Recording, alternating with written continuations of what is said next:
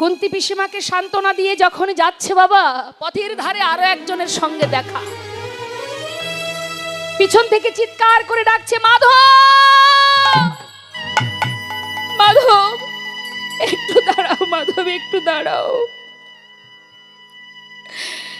চেয়ে দেখো পিছন ফিরে, আমি সেই মা, শতপুত্রের জননী আমি গান্ধারী। একটা নয়, দুটো নয়, শতপুত্রকে হারিয়েছি আমি, সবই তোমার জন্য। তুমি যদি চাইতে যুদ্ধ হতো না, তুমি করিয়েছো। তাই শুনে যাও কৃষ্ণ, আমি গান্ধার রাজের কন্যা, আমি সুবল কন্যা। আজ আমি তোমায় অভিশাপ দিলাম। আজ যেমন আমার কুরু বংশ ধ্বংস হয়ে গেছে, একটা প্রদীপ বেঁচে নেই, আমি তোমায় অভিশাপ দিলাম তোমার যদু বংশ একদিন ধ্বংস হয়ে যাবে। একটা প্রদীপ বেঁচে থাকবে না, তোমার মৃত্যু হবে। একদিন এক ব্যাধের হাতে তোমার মৃত্যু হবেই হবে।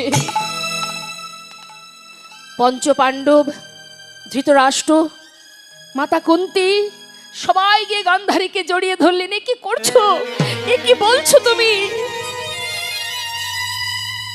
ভগবান কৃষ্ণ বললেন, শান্ত হও, মা যেটা বলছে তাকে বলতে দাও, বাধা দিও না। কেন জানো? আমার এই যুদ্ধ হলো ধর্মযুদ্ধ। এই ধর্মযুদ্ধের জন্য যারা চলে গেছে, যারা জয়লাভ করেছে, জয়ের আনন্দ যেমন আমি ভোগ করেছি, তেমন পরাজয়ের দুঃখ আমি ভোগ করতে চাই। সকল মায়ের আশীর্বাদ যেমন আমি পেয়েছি, তেমন সন্তান হারা সকল মায়ের অভিশাপও আমি মাথায় নিতে চাই।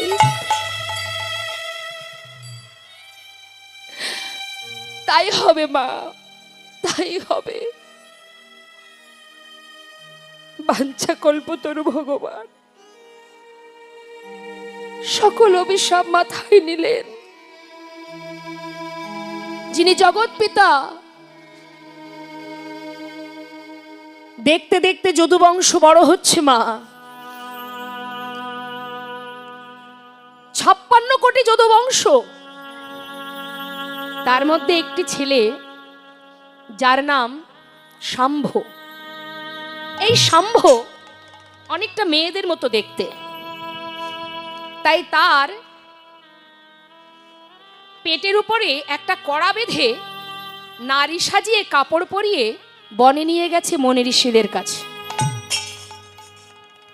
মনি ঋষির কাছে গিয়ে বলছে, মনিবার, মনিবার, বলো না মনিবার, তোমরা তো যুগ যুগ ধরে সাধনা করছো, বলতে পারো এর গর্ভে কে জন্ম নেবে? মনিবার কিন্তু সবই বুঝতে পারছেন মা, বারবার বলছে তোমরা চলে যাও, তোমরা বড় হয়েছো, তোমরা গুরুজনকে সম্মান করছো না, তোমরা ধরাকে সরা জ্ঞান করছো, চলে যাও। কেন কেন চলে যাব? আচ্ছা বুঝেছি, তার মানে তোমরা বলতে পারবে না, তাই না? আহা, এতটাই উপদ্রব করছে বারবার, বাধ্য হয়ে তখন বলে উঠলেন, তবে শোন, জানতে চাস? জানতে চাস? তবে একটা কথা বলি শোন, এর গর্ভে যে জন্মগ্রহণ করবে, এর গর্ভ থেকে যে ভূমিষ্ঠ হবে, তাকে দিয়েই তোদের এই যদুবংশ ধ্বংস হয়ে যাবে। যেই না বলেছে, সঙ্গে সঙ্গে ভয়ে ভীত হয়ে চললেন গোবিন্দের কাছে। ভগবান কৃষ্ণের কাছে গিয়ে সবাই মিলে করজোড়ে গিয়ে বলে উঠলেন যে এখন আমাদের উপায় কি? আমরা যে বিপদে পড়ে গেছি, আমাদের মৃত্যু অনিবার্য, আমাদের অভিশাপ করেছে, কি করব এখন? ভগবান বললেন, চিন্তা করো না, যে জন্মগ্রহণ করবে ওই গর্ভ থেকে যে ভূমিষ্ঠ হবে, ভূমিষ্ঠ হবার পর আমার কাছে নিয়ে আসবে। যে কড়াটা বেঁধেছিল মা, সেই কড়াটি গর্ভে থেকে ভূমিষ্ঠ হলো একটি ফাল হয়ে। সেই ফালটি হাতে করে নিয়ে যখন গোবিন্দের কাছে গেলেন, গোবিন্দ বলেন, চিন্তা করো না, সবই তো তার লীলা মা। কি করলেন? বললেন, চলে যাও, এই ফালটা নিয়ে তোমরা ওই যে প্রভাস নদীর পাড়ে যে পাথর আছে, পাথরে ঘষে ঘষে ওটাকে ক্ষয় করে দাও। এবার সবাই মিলে ওই নদীর ধারে গিয়ে সেটাকে যত ঘষছে তত ফেনা হচ্ছে, আর ফেনাগুলো জলের ধার বরাবর, তীরের ধার বরাবর যাচ্ছে। আর যত ফেনা হচ্ছে নদীর ধার বরাবর যাচ্ছে সেই ফেনাগুলো, আর সেই ফেনা থেকে নল খাগড়ার গাছ হচ্ছে। নিতাই গৌর হরি বল। হয়তো আপনারা দেখেছেন নল খাগড়ার গাছ। আর ঘষতে ঘষতে যখন আর এতটুকু বাকি আছে, ভাবছে এটা দিয়ে আর কি বা হবে, সেটা নিয়ে ছুঁড়ে জলে ফেলে দিলেন। ফেলে দেওয়ার পর চলে গেল সবাই। হরি বল। ভগবান কখন কিভাবে কাকে পরীক্ষা করে কে বা জানে। এদিকে হলো কি মা, রাম অবতারে সীতাকে উদ্ধার করবার জন্য প্রভু রামচন্দ্র তিনি বিনা যুদ্ধে হত্যা করেছিলেন বালিকে। সেই বালি যখন মারা যায়, তার পুত্র অঙ্গদ সে কিন্তু জানতো না যে প্রভু স্বয়ং নিজে বিনা যুদ্ধে আমার পিতাকে হত্যা করেছিলেন। প্রভুকে মা সীতাকে উদ্ধার করার জন্য অনেক সহযোগিতা করেছিলেন অঙ্গদ। প্রভু সন্তুষ্ট হয়ে বলেছিল, অঙ্গদ, তোমার কর্মে আমি সন্তুষ্ট, তুমি আমার কাছে বর চেয়ে নাও। তখন অঙ্গদ বলেছিলেন, হে প্রভু, আমারও বহুদিনের একটি আশা আছে, আর আমি জানি সেই আশা তুমি পূর্ণ করতে পারবে। প্রভু, বরে যদি দিতে হয় তবে এই বর দাও, যে আমার পিতাকে হত্যা করেছে বিনা যুদ্ধে, আমিও ঠিক তেমন ভাবে নিজে হাতে তাকে হত্যা করতে চাই। তাই গৌর হরি বল। ভগবান বললেন, তথাস্তু অঙ্গদ, তোমার মনোবাঞ্ছা পূর্ণ হবে। আহা, কি লীলা দেখুন মা। কি করলো সেই অঙ্গদ? তিনি দাপর যুগে হলো জরা নামের ব্যাধ। এই ব্যাধ প্রতিনিয়ত পাখি ধরতো মা। একবার ওই প্রভাসে মাছ ধরতে গিয়ে কিছু ধীবর একটা মাছ পেয়েছিল, জালের মধ্যে একটা মাছ পেয়েছিল। সেই মাছটি নিয়ে রাঘব বোয়াল সেই মাছটাকে তুলে নিয়ে যখন বাড়িতে এসে কর্তন করেছে, সেই তার পেটের থেকে ওই ছোট্ট ফালটা পেয়েছে। আর যেই ফালটা পেয়েছে তারা কি করেছে, সেটাকে নিয়ে বনের মধ্যে ছুঁড়ে ফেলে দিয়েছে। আর যেই ছুঁড়ে ফেলেছে সেটা পেয়েছে কে? ওই জরা নামের ব্যাধ। সে কি করেছে, পাখি মারতে ভালো হবে, সুবিধা হবে বলে সেই যে ফালটা সেটা তীরের আগায় বিঁধে দিয়েছে। নিতাই গৌর হরি বল। আর সেটা দিয়েই যেদিন গোবিন্দ প্রভাসে যজ্ঞ করবেন, যত ভক্তবৃন্দ সেখানে যাবে ওই প্রভাসের তীরে, তাদের মধ্যে প্রথমত হবে কথা কাটাকাটি। সবই প্রভুর লীলা। কথা কাটাকাটি করতে করতে তারা হাতের কাছে যা পাবে সেটা দিয়ে তা একে অপরকে মারবে, মারামারি হবে। হাতের কাছে কি পাবে? প্রভাসের তীরে একটাই জিনিস, সেটা হলো নল খাগড়ার গাছ। সেটা যে যাকে মারবে সে সেখানেই পতিত হবে। আর প্রভু কি করবেন? নিম্ন বৃক্ষের উপরে উঠে চরণটা তার দুলবে। আর জরা যখন পাখি মারতে যাবে, পাখি ধরতে গিয়ে ওই বনের ভিতরে গোবিন্দের চরণটি মাছরাঙা পাখি ভেবে যখন তীর ভেদ করবে, তখন গোবিন্দ ভূমিতে পতিত হবে। নিতাই গৌর হরিবল হরিবল। কুরুক্ষেত্রে যুদ্ধের পর হস্তিনাপুরে রাজা হয়েছিল ধর্মরাজ যুধিষ্ঠির। কথাগুলো একটু মন দিতে হবে। যুধিষ্ঠির রাজা হবার পর ভগবান কৃষ্ণ রথের উপরে উঠে কুন্তি পিসিমাকে ডাকছে, পিসিমা এদিকে এসো। পিসিমা, এতদিন তুমি তোমার সন্তানদের নিয়ে বনে বনে কাটিয়েছ, আজ তোমার পুত্র হস্তিনাপুরের রাজা, তুমি রাজমাতা, জীবনের সমস্ত দুঃখ কষ্ট তোমার দূর হয়ে গেছে। পিসিমা, পিসিমা এবার আমাকে বিদায় দাও, আমি চলে যাই। যেই না বলেছে বাবা, কুন্তি পিসিমা পাশে দাঁড়িয়ে চিন্তা করছে, কৃষ্ণ যখনই আমাকে ছেড়ে ঘরে যায়, যাবার কালে আমাকে বলে আমি আসি। আসি কথার অর্থ সে আবার আসবে, তাই তো? গুরুজনরা কি বলে, বাড়ির কোনো ব্যক্তি যদি ঘর থেকে যাবার সময় ভুল করে বলে বসে আমি যাই, দেখবেন ঘর থেকে বলে ফেলে, বলে যে যাই বলিস না, বল আসি। তো কৃষ্ণ যখনই যাই কথাটা বললেন মা, কুন্তি পিসিমা মনে মনে চিন্তা করলেন, কৃষ্ণ তো এমন কথা কোনোদিন বলেনি, তবে আজ কেন বললেন? তবে কি সে আজ চলে গেলে আর কখনো আসবে না?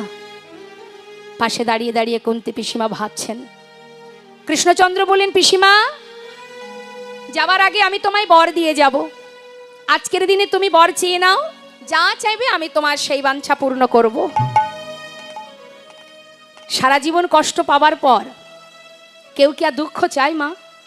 শেষ জীবনে এসে দুঃখ কেউ চাই? আমরা কি চাই? আমরা সর্বক্ষণ ভগবানের কাছে কি চাই? ধনং দেহি, পুত্রং দেহি, যশং দেহি, রূপং দেহি, বিদ্যাং দেহি, দেহি দেহি মানে যা আছে জগতে সব দিয়ে যাও। আমরা শুধু চাইতে জানি বাবা।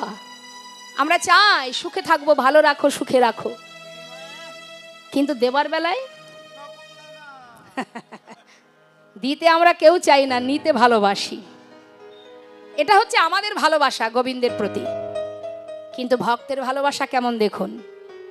আপনি যাকে ভালোবাসেন আপনি তো তার জন্যই করবেন। আপনি সংসারকে ভালোবাসেন বলেই ভগবানের কাছে সংসারের জন্য সুখ কামনা করেন। কিন্তু যারা ভগবানকে ভালোবাসে তাদের সুখ বলুন, দুঃখ বলুন, সবই তো ভগবানকে নিয়ে। তাই কুন্তী পিসিমা যেই বলেছে বর চাও, সঙ্গে সঙ্গে কুন্তী পিসিমা বলে, কৃষ্ণ, আজ আমি যা চাইবো তুমি তাই দেবে তো? হ্যাঁ কৃষ্ণ, এতদিন আমার দুঃখ ছিল, কষ্ট ছিল, তাই তুমি আমার সঙ্গে ছিলে, আমার 5 পুত্রের সঙ্গে, আমার 5 সন্তানের সঙ্গে তুমি বন্ধুর মতো ছিলে। আজ আমার ছেলে হস্তিনাপুরের রাজা, এত বড় রাজ্যের রাজা, সোনার সিংহাসনে বসে আছে আমার পুত্র, আমি রাজমাতা, কোনো দুঃখ আমার জীবনে আর নেই, আর সুখের অন্ত নেই। এত সুখ পেয়েছি জীবনে, কিন্তু কৃষ্ণ, সমস্ত সুখের থেকে বড় দুঃখ এটাই যে তুমি আমাদের ছেড়ে চলে যাচ্ছ। তাই যাবার সময় আমাকে বর দেবে, তবে শোনো কৃষ্ণ, বর যদি দিতে হয় তবে দিয়ে যাও। আর যে কদিন এই পৃথিবীতে বাঁচব, যে কটা দিন এই নিঃশ্বাস প্রশ্বাস চলবে, জগতে যার জীবনে যত দুঃখ কষ্ট আছে, প্রত্যেকটি যন্ত্রণা, প্রত্যেকটি কষ্ট তুমি আমায় দিয়ে যাও। এতটুকু সুখ যেন জীবনে না থাকে। যে কষ্ট পেলে, যে দুঃখ পেলে, আমি তোমায় ভালোবাসতে পারবো। কি হবে সোনার সিংহাসনে বসে থেকে, যে সিংহাসনে বসলে জনমের মতো কৃষ্ণ হারা হতে হয়, সে সিংহাসন আমি চাই না। পাশে দাঁড়িয়ে আছে বাবা ভীম, মাকে বলছে, মা, সারা জীবন তো কষ্ট পেয়েছি, তোমার কি স্বাদ মেটেনি মা? বলো, সবে তো আমাদের দাদা রাজা হলো, একটু সুখের নাগাল পেলাম, আবার কেন কষ্ট চাইছো? মা বললেন, ওরে ভীম, কষ্ট ছিল বলে কৃষ্ণ আমার সঙ্গে ছিল। হাজার বাধা, হাজার বিপদ এলেও সব বাধাকে আমরা উপেক্ষা করেছি। কিন্তু আজ সুখের সিংহাসনে বসে যদি কৃষ্ণ হারা হতে হয়, তার মতো দুঃখ এ জগতে আমার কাছে আর কিচ্ছু নেই বাবা। আমি কিচ্ছু চাই না, আমি শুধু আমার কৃষ্ণকে চাই। সিংহাসন থেকে নেমে আয় বাবা, চাই না ওই সিংহাসন। ভগবান রথ থেকে নেমে পিসিমার গলাটা জড়িয়ে ধরে বললেন, পিসিমা, কত ভালোবাসো তুমি আমাকে, আমার জন্য এই রাজ সিংহাসন ত্যাগ করতে চাও তুমি?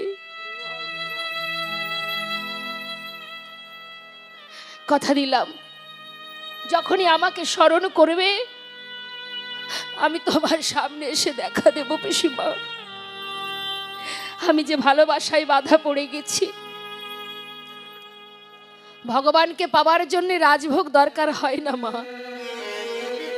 তিনি সোনার সিংহাসন চান না। যদি তুমি মনে প্রাণে ভক্তি ভরে তাকে ভালোবাসো,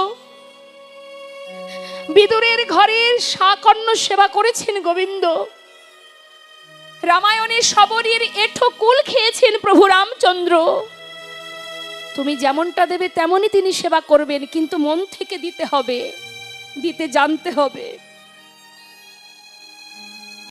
কথা নয় মা, আসতে কথা বলবেন না। দেখুন, প্রভাস লীলা খুবই সুন্দর, তবে শ্রবণ করবার মতো চিত্তকে স্থির রাখতে হবে, তবে কিছু পাওয়া যাবে। আজ দেখুন, বিরহের কথা বলি মা। বাবা, আমাদের জীবনে যখন কষ্ট আসে আমরা ভগবানকে সেবাও দিই না, তার মুখও দেখি না, আছে না? অনেকেই দেখবেন আছে, একটু যদি বাবা কোনো জায়গায় ঘাটতি হয়েছে আর ভগবানকে ডাকি না। কেন ডাকবো?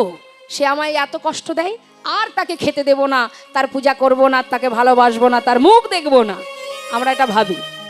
কিন্তু জেনে রাখুন, আমার আপনার কষ্ট যতটুকু, তার দ্বিগুণ কষ্ট ভগবানের বামে যে সহধর্মিনী, ভগবানের বামে যে সহধর্মিনী, তার জীবনের কষ্টটা যদি একবার ভাবতে পারেন, তাহলে আপনার কষ্ট কষ্ট নয়।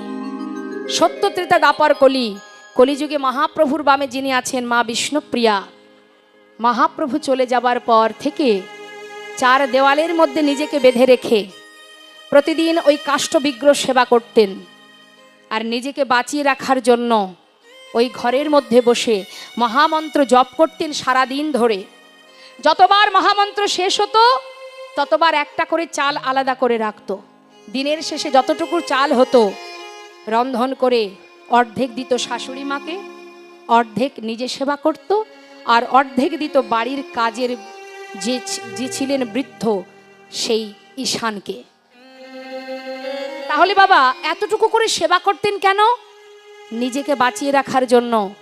কারণ আমি যদি বেঁচে থাকি তবে প্রভুর সেবা করতে পারব সারা জীবন।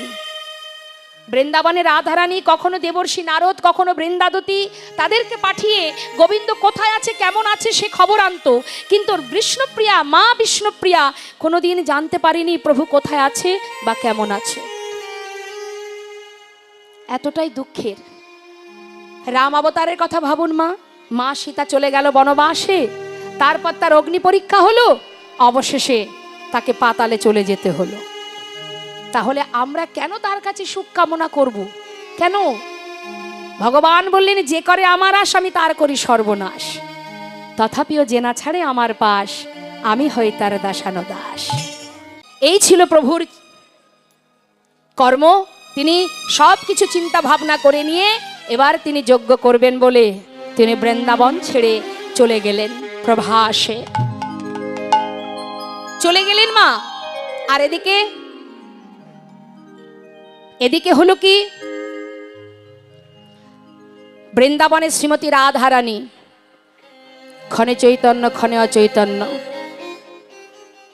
তিনি যখন, গোবিন্দ যখন দ্বারকায় চলে গেলেন, দ্বারকায় গিয়ে রুক্মিণী সত্যভামাকে বিবাহ করে রাজ সিংহাসনে বসে রাজত্ব করছেন।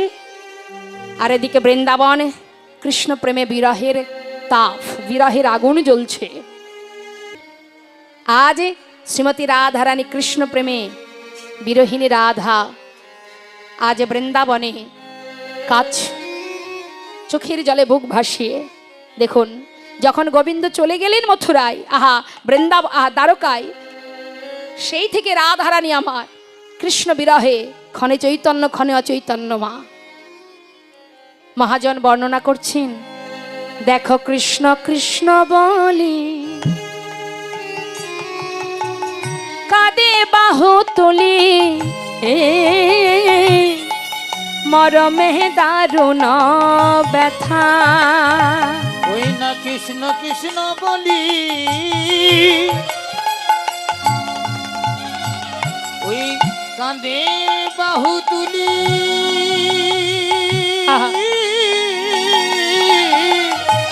মরমে দারুণ ব্যথা। কৃষ্ণ প্রেম। চোখের জলে একটা জায়গায় অনেকটা মাটি ভিজে গেছে মা, ওই মাটির উপরই কৃষ্ণের চিত্র অঙ্কন করছেন। একটু মন দিয়ে শুনবেন পদাবলী। ছবি আঁকছে গোবিন্দের, চোখের জলে কতটা ভিজে গেছে যে মাটি, তার মধ্যে অঙ্কন করছে। মহাজন বলেন, দেখো মৃত্তিকায় উপরে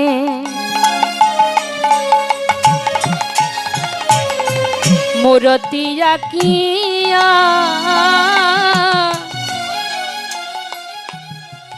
কহায় তার শনে কথা ওই না মৃত্তিকা রূপরে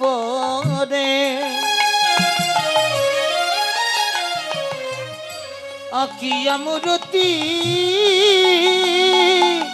কহে তার সনে কথা বলি একবার বধূ তুমি কথা বলো বলি একবার প্রভু তুমি কথা বলো ফিরে আসো কিবা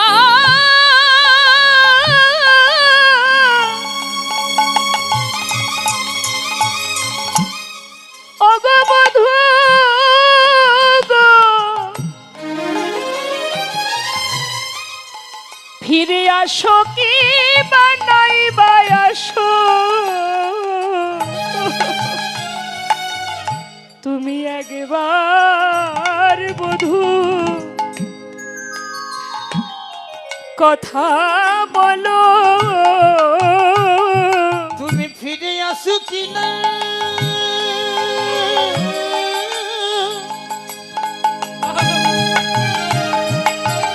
তুমি নাই বা আসো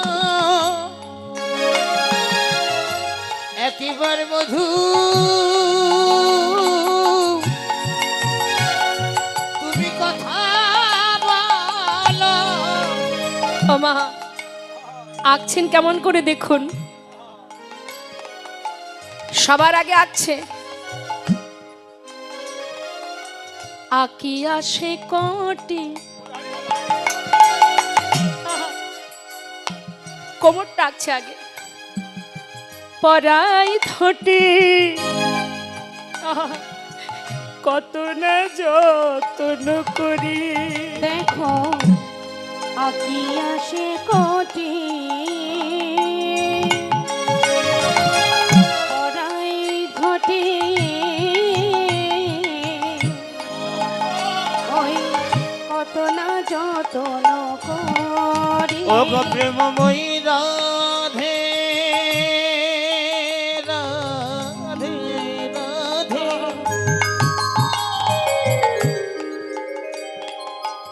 আমার প্রেমময়ী রাধা বিনোদিনী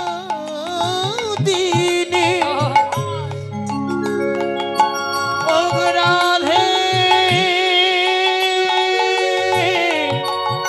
রাধে আকিয়া সে কুটি পরাইয়া ধটি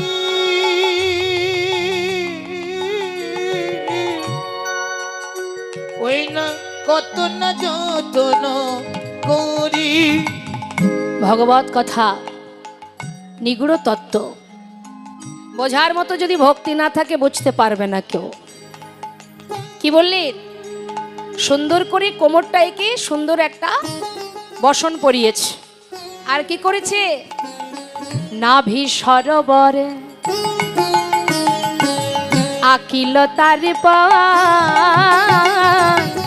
কত না যতন করে ওই না নভীশ্বর অখিল তার পর কত না যত্ন করি। দেখবেন এখানে অনেকে আছে চিত্র অঙ্কন করে। মায়েরা একবার বলুন তো, যারা ছবি আঁকে, ধরুন মানুষের একটা ছবি আঁকবে, হয় বাবা মস্তক থেকে আঁকবে, না হলে চরণ থেকে আঁকবে, কি তাই তো মা? শুরু করবে কোথা থেকে? কোমর থেকে কেউ শুরু করে? হা, এর পিছনেও কারণ আছে, তত্ত্ব লুকিয়ে আছে। তা বাবা প্রশ্ন হচ্ছে তিনি মাঝখান থেকে কেন আঁকছেন? সখীরা সবাই কিন্তু দেখছে রাধারানী আগে কোমরটা এঁকেছে, আস্তে এদিকে কি হলো, তারপরে কি আঁকছেন রাধারানী আমার? আহা, বাহু দুটি আঁকি ছল ছল আখি কহায়ে মধুর কথা। ওই না বাহু দুটি আখি ছলো ছলো আখি কহয়ে মধুর কথা। দুটো বাহু এঁকেছে মা। আগে এঁকেছে কি কণ্ঠ আর দুটি বাহু। মহাজন বললেন দেখো দেখো কণ্ঠ কুম্ভ কিবা অনুপম শোভা কত না যতন করে কণ্ঠ কুম্ভ কিবা হরিব শোভা কত না যতন করি। বলে একবার বধূ তুমি বাজাও বাঁশি। বলে এক- নিতাই গৌর হরিব।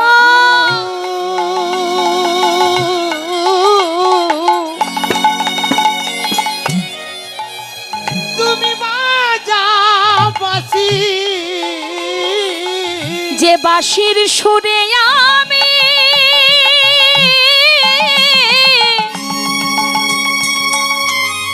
ও গো বধূ আমি পাগলিনী।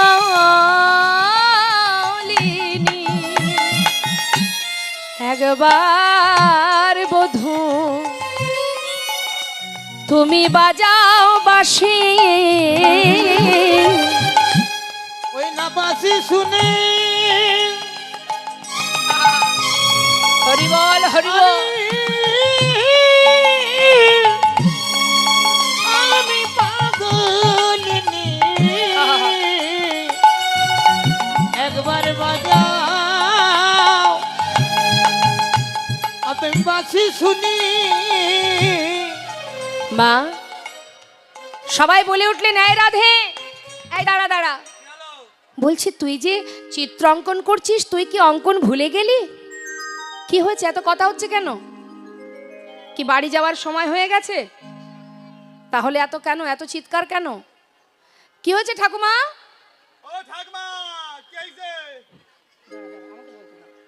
মনে মনে চিন্তা করছেন ঠাকুমা যা শুনেছি অনেক শুনেছি এবার যাই ঘুমিয়ে পড়ি। জয়নিতাই এত সুন্দর মধুর কৃষ্ণ কথা হচ্ছে আমার মনে হয় এর থেকে ভালো জিনিস বোধহয় বাড়িতে পাওয়া যাবে না, যদি সে কেউ ভক্ত হয়। ভক্ত না হলে বুঝবে না। সখীরা বলছে কিরে তুই কি ছবি আঁকাটাই ভুলে গেলি, চিত্র অঙ্কন ভুলে গেলি? গুরু ধরে চিত্র অঙ্কন শিখলি? হ্যাঁ, গুরু যেভাবে শিখিয়েছিল এখন তো দেখছি সবই ভুলে গেছিস। এইভাবে কেউ ছবি আঁকে? চিত্র অঙ্কন করতে গেলে হয় মস্তক থেকে নাই চরণ থেকে শুরু করতে হয়, আর তুই মাঝখান থেকে চিত্র অঙ্কন করছিস। রায় কি হলোটা কি তোর? শ্রীমতী রাধারানী বলছে সখী হরে ললিতা রে আমি তো চিত্র অঙ্কন ভুলি না। হরে বিশাখা রে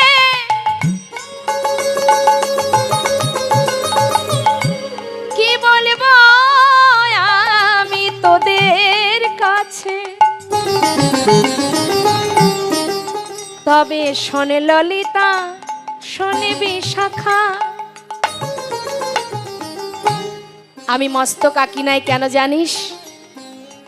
সবার আগে যদি মস্তক অঙ্কন করি, যদি বদনটি আমি আগে আঁকি,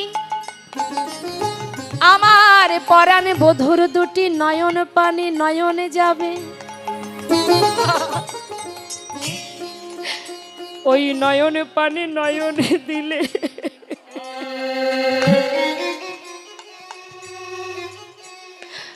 বধুর নয়নে নয়নে গেলে আমি আর নিজেকে ধরে রাখতে পারবো না। তাই আগে আমি বদন আঁকিনি। যদি বলিস চরণ থেকে কেন আঁকলাম না, হরে ললিতা রে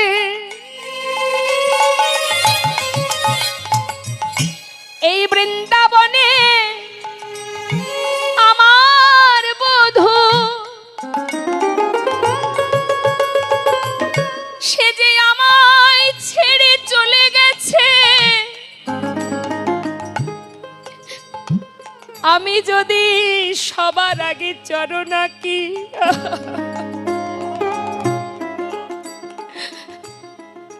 এই বৃন্দাবনের আমার পরাণ বধূ যেমন চলে গেছে,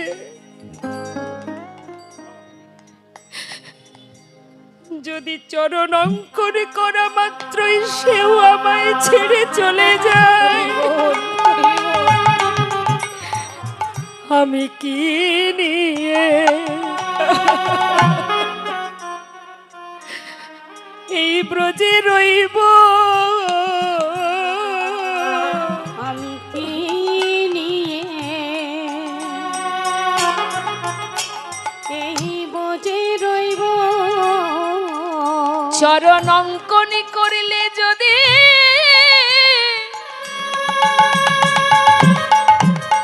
সখী আমায় ছেড়ে চলে যাই সে, আমি কেমন করে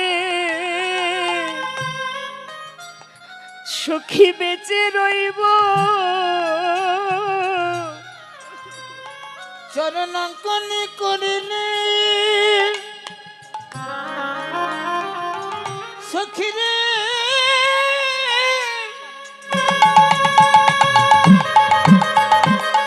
আমায় ছেড়ে চলে যাই রে, বল হরে বল। আমি কি আহা। এই বোঝে রাব, বৃন্দাবনের প্রেম, ব্রজ প্রেম আগুনের ন্যায় মা, তাপ। প্রেম হচ্ছে একটা তাপ, এই তাপ যদি কারোর অঙ্গে লাগে সে গলে যায়। পাথর কখনো গলে বাবা? যখন কিনা পাথরকে আগুনে দেওয়া হয় সে গলে যায় না মা। অর্থাৎ বিরহ, অর্থাৎ প্রেম, কৃষ্ণ প্রেম, ব্রজ প্রেম হলো শ্রেষ্ঠ প্রেম। এই প্রেম হচ্ছে আগুনের ন্যায়, যেখানেই লাগবে সেই গলে যাবে। পুরীধামে মহাপ্রভু জগন্নাথ মন্দিরের সম্মুখে যে গরুর স্তম্ভটি ধরে অঝর নয়নে বুক ভাসিয়ে প্রভু কাঁদতেন, সেখানে যে হাত দিয়ে তিনি ধরেছিলেন তার বিরহে, তার তাপে সেই গরুর স্তম্ভটি দেখবেন ওই প্রভুর হাতের ছাপ সেখানে আছে, অর্থাৎ তার প্রেম তাপে গলে গিয়েছিল। তাপ প্রেম এমনই একটা কঠিন তাপের ন্যায়, এতটাই তাপ প্রেম। রাধারানী বলছে সখী চরণ আঁকলে চলে যাবে, বদন আঁকলে নয়ন পানি চাইতে পারবো না, তাই তো আমি সবার আগে এই কোমরটা এঁকেছি। তারপরে কি আঁকলো মা? নাভি সরোবর, কণ্ঠ, দুটি হাত, হাতে তুলে দিল বাঁশি। এবার বাকি রইল বদনটা। সুন্দর করে রাধারানী আমার বদন অঙ্কন করছেন বৃন্দাবনে। পাগলিনীর ন্যায় বনের মধ্যে বসে বসে বদনখানা অঙ্কন করে গোবিন্দের বদনের উপরে নিজের মুখখানা রেখে কাঁদছে আর বলছে, মুখে মুখ দিয়া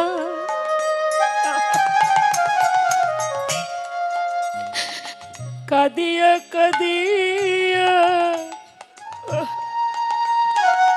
কহায়ে তার শনে কথা, ওই না মুখ মুখ দিয়া কাঁদিয়া কাঁদিয়া কহয়ে তার শনে কথা, কথা বলছে। ওহে বধূ গো,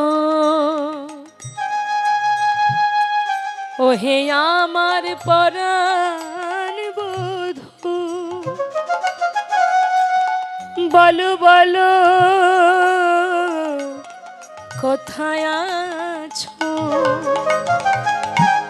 ওহে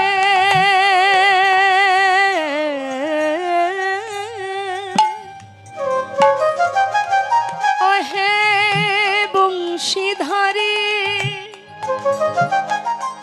আসো কিবা নাইবা আসো,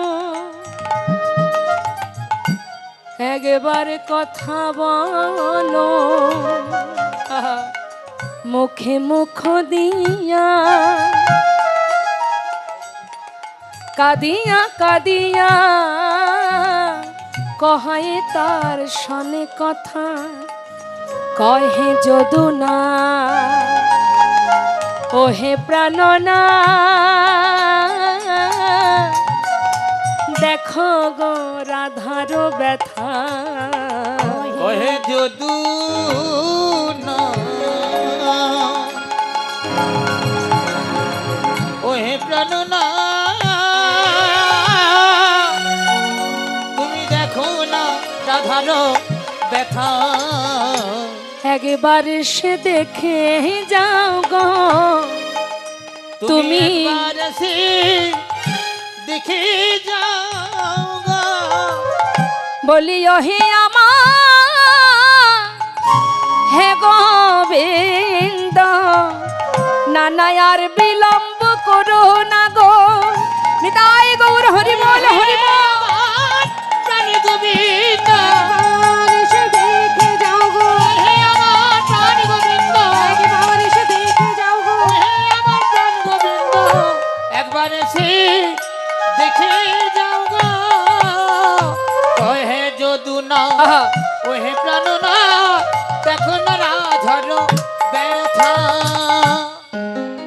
বৃন্দাবনের রাধারানী কৃষ্ণ প্রেমে বিভোর হয়ে আছে মা সখাগণ আর তারা গোষ্ঠে যায় না ধেনুবৎস তৃণ সেবা করে না মা যশোমতী নন্দ মহারাজ তারা সর্বদাই ওই ঘরের মধ্যে কৃষ্ণ কৃষ্ণ বলে কাঁদে ভক্ত যদি কাঁদে মা ভগবানের অন্তর জানতে পারে বৃন্দাবন থেকে যখন গোবিন্দ মথুরায় গিয়েছিলেন মথুরায় গিয়ে জানালার পাশে দাঁড়িয়ে দাঁড়িয়ে গোবিন্দ নয়নের জলে বুক ভাসিয়ে কাঁদছেন বৃন্দাবনের দিকে তাকিয়ে তার প্রিয় সখা উদ্ধব যার জ্ঞানমার্গের ভক্তি আছে অনেক শাস্ত্রজ্ঞ ছিল উদ্ধব তার গুরু ছিল গুরু বৃহস্পতি তার কাছ থেকে শিক্ষা অর্জন করেছিলেন মায়ের একটু মন দেবেন সর্বদাই জানবেন কখনো জ্ঞানমার্গের ভক্তি দিয়ে তত্ত্ব দিয়ে যুক্তি দিয়ে কখনো ভগবানকে পাওয়া যায় না মানে তার ভক্তি প্রেম লাভ করা যায় না তাকে পাওয়ার জন্য বাবা তোমার মধ্যে জ্ঞান থাকুক বিদ্যা থাকুক না থাকুক কোনো দুঃখ নেই বৃন্দাবনের সমস্ত ব্রজঙ্গনাগণ তারা কিন্তু পণ্ডিত ছিল না মা কিন্তু গোবিন্দকে তারা হৃদয় মাঝে বেঁধে রেখেছিলেন ভালোবাসা দিয়ে ভক্তি দিয়ে শ্রীমতী রাধারানী এবং সখীগণ বলেছিলেন হে গোবিন্দ চোখের সামনে থেকে তুমি মথুরায় চলে যাচ্ছ যেতে পারো কিন্তু তোমাকে তো আমরা এইখানে বসিয়ে রেখেছি ক্ষমতা থাকলে এখান থেকে যাও দেখে কেমন যেতে পারো আমার বলতে যা কিছু তোমার চরণে সঁপেছি সুখে থাকলেও তুমি থাকবে দুঃখে থাকলেও তুমিই থাকবে আমাদের কোনো সুখ দুঃখ নেই আমাদের সুখ দুঃখ সবই তুমি কারণ তোমাকে তো এখানে রেখেছি চোখের সামনে থেকে সবাই যেতে পারে হৃদয় মন্দিরে যদি কেউ কাউকে বসায় সেখান থেকে যাওয়ার ক্ষমতা কারণ নেই এতটাই ভালোবাসতেন ব্রজগোপীগণ তা মাগো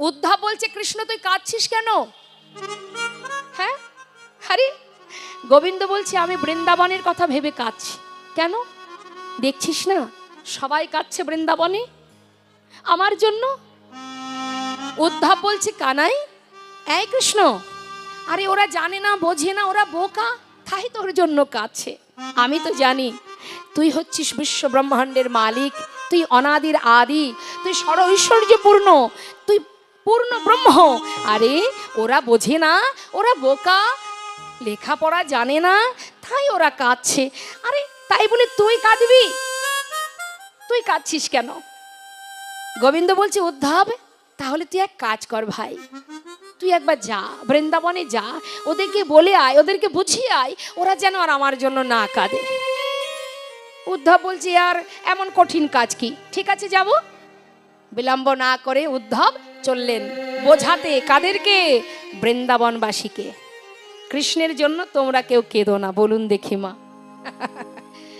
এখন উদ্ধব যেই না গেছে, যেখানে যাচ্ছে সেখানেই পরাজিত হচ্ছে। মা যশোমতীকে গিয়ে বলছে, মা তুমি কাঁদছো কেন? তুমি জানো না তুমি বিশ্ব ব্রহ্মাণ্ডের মালিককে কোলে পেয়েছো? সে তোমার সন্তান নয়, তোমার ভাগ্য যে তুমি তাকে পুত্র রূপে পেয়েছো। কিন্তু মা তুমি কেঁদো না। মা উত্তর দিচ্ছে, হ্যাঁ রে উদ্ধব, ভেবেছিলাম তুই বড় পণ্ডিত, এখন দেখছি না, তুই তো পণ্ডিত নোস, তুই তো ভালোই বোকা ছেলে। হ্যাঁ ভালোই বোকা, তুই এতটা বোকা জানতাম না। হ্যাঁ রে বাবা, আমার ছেলে যদি বিশ্ব ব্রহ্মাণ্ডের মালিকই হবে, তার কি খাওয়ার কষ্ট আছে? তাহলে খিদে পেলে আমার কাপড় ধরে আঁচল ধরে কেন সে টানে, মা খেতে দাও খিদে পেয়েছে বলে? তুই আমাকে কি বোঝাবি বল? বাৎসল্য প্রেমে মা তো পাগল। আর ভগবান তিনিও নিজে যে ভগবান, সেই জ্ঞান শূন্য করে মায়ের কাছে সন্তান রূপে বাধা পড়ে আছে। ভগবান বললেন, যে আমাকে যেমন করে ভালোবাসে আমি তো তেমন করেই তার কাছে থাকি। হরি বল। তাই মাগো, মা বলছে উদ্ধব তুই চলে যা। নন্দ মহারাজ বললেন, তবে শোন উদ্ধব, আমার গোপাল যদি আমার সন্তান না হবে, তাহলে আমার গোপাল ভগবান, তোর কথাই আমি মানলাম। একবার বল না উদ্ধব, কথা আছে জগতে, যার কেউ নেই তার ভগবান আছে। আমার সন্তান আমাকে ছেড়ে চলে গেছে, কিন্তু আমরা তো জানি আমার এ জগতে সবাই চলে গেলেও ভগবান আমার কাছে আছে। কিন্তু আজ যদি আমারই সন্তান ভগবান হবে, তাহলে তো ভগবানও আমায় ছেড়ে চলে গেছে। ভগবানও তো ছেড়ে চলে গেছে আমায়। সন্তান গেলেও গেছে, ভগবান গেলেও গেছে, তাহলে আমার আর রইল কে? মা বললেন, চলে যা উদ্ধব, চলে যা। এই উদ্ধব বৃন্দাবনে সকলের ভক্তি প্রেম দর্শন করে বাধ্য হয়ে নিজে আশ্রয় তত্ত্ব রাধা নাম জপ করতে করতে গোবিন্দের কাছে চরণে আছাড় খেয়ে পড়েছিল। আজ সেই প্রেমময়ী রাধা রানী, রাধা শক্তি, স্বয়ং রাধা রানী কাঁদছে। আর এদিকে অবস্থা কি হলো, মা দেবর্ষি নারদ হঠাৎ তার মনে হলো, যাই একবার একটু ভক্ত সঙ্গ সাধু সঙ্গ করে আসি। তাই সাধু সঙ্গ করবার বাসনায় তিনি যাচ্ছেন। তার বাহন কি? দেবর্ষি নারদের বাহন কি মা? হ্যাঁ জানেন তো বেশ, বাহ। এখন দেবর্ষি নারদ যাচ্ছে বৃন্দাবনে ভক্ত সঙ্গ সাধু সঙ্গ করবে বলে। তা যাচ্ছে, মহাজন বলে, দেখো দেখো, বিধির নন্দন আজি চিন্তা মনে মনে, ওই না বিধির নন্দন আজি চিন্তি মনে মনে। আহা কথা রহু কৃষ্ণ ভক্ত হেরিব নয়নে, নিতাই গৌর হরিব। ওই না কথা রহু কৃষ্ণ ভক্ত হেরিব নয়নে। এত বলি ওমা, দেবর্ষি নারদ কি করলেন, মনের আনন্দে সাধু সঙ্গ করবে বলে যাচ্ছে। এত বলি দেবর্ষি আজ ঢেকিতে চড়িয়া চলে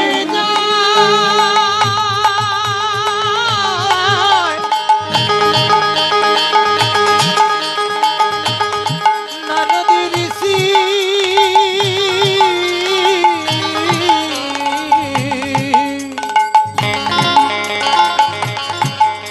ওই দেখো বৃন্দাবনের পথে চলে যায়, চলে যায়, যায় গো হে হে হে হে হে হে হে। এত বলি মরিষি ওই ঢেকিতে ছড়িয়া আজি দেখিতে দেখিতে যায় উলসিত হইয়া। হরিবল হরিবল নিতাই গৌর হরিবল। ওই না দেখিতে দেখিতে যায় উল্লসিত হইয়া। আনন্দ ধরে না, তারে আনন্দ ধরে না, আনন্দ ধরে না। সাধু সঙ্গ করবে বলে আনন্দ ধরে না, সাধু সঙ্গ করবে বলে আনন্দ ধরে না। আজ ভক্ত সঙ্গ করবে বলে আনন্দ ধরে ওই না। ভক্ত সঙ্গ করবে বলে আনন্দ ধরে না। আহা দেখিতে দেখিতে যায় উল্লসিত হইয়া। দেখিতে দেখিতে যায় উল্লসিত হইয়া। সাধু সঙ্গ ভক্ত সঙ্গ এ তো অল্প ভাগ্যের কথা নয় মা। সাধু সকলের ঘরেও যাবে না, ভাগ্যের দরকার হয়। অল্প ভাগ্যে হয় না গৃহে বৈষ্ণবের আগমন, অল্প ভাগ্যে হয় না গৃহে হরিনাম সংকীর্তন। জেনে রাখবেন, আপনি বাড়িতে বৈষ্ণব সেবা দেবেন, বৈষ্ণবকে নিমন্ত্রণ করলেন, কিন্তু ভাগ্যে যদি না থাকে আপনার সমস্ত চিন্তা ভাবনায় জল ঢেলে যাবে। হয়তো আপনার আশা পূর্ণ হবে না, নাও হতে পারে। 5 তলা বিল্ডিং থাকলেই হবে না, ভক্তের চরণধুলি পড়বার জন্য স্বীকৃতির দরকার হয়। সবার ঘরে সাধুগুরু বৈষ্ণব যায় না, আবার কুড়ে ঘরের মধ্যে দেখবেন ভক্ত সমাগমের শেষ হয় না। এগুলো স্বীকৃতি, বহু জন্মের স্বীকৃতি। তা এখন দেবর্ষি নারদ সাধুসঙ্গ করার জন্য মনের আনন্দে ঢেকিতে বসে যাত্রা করেছে।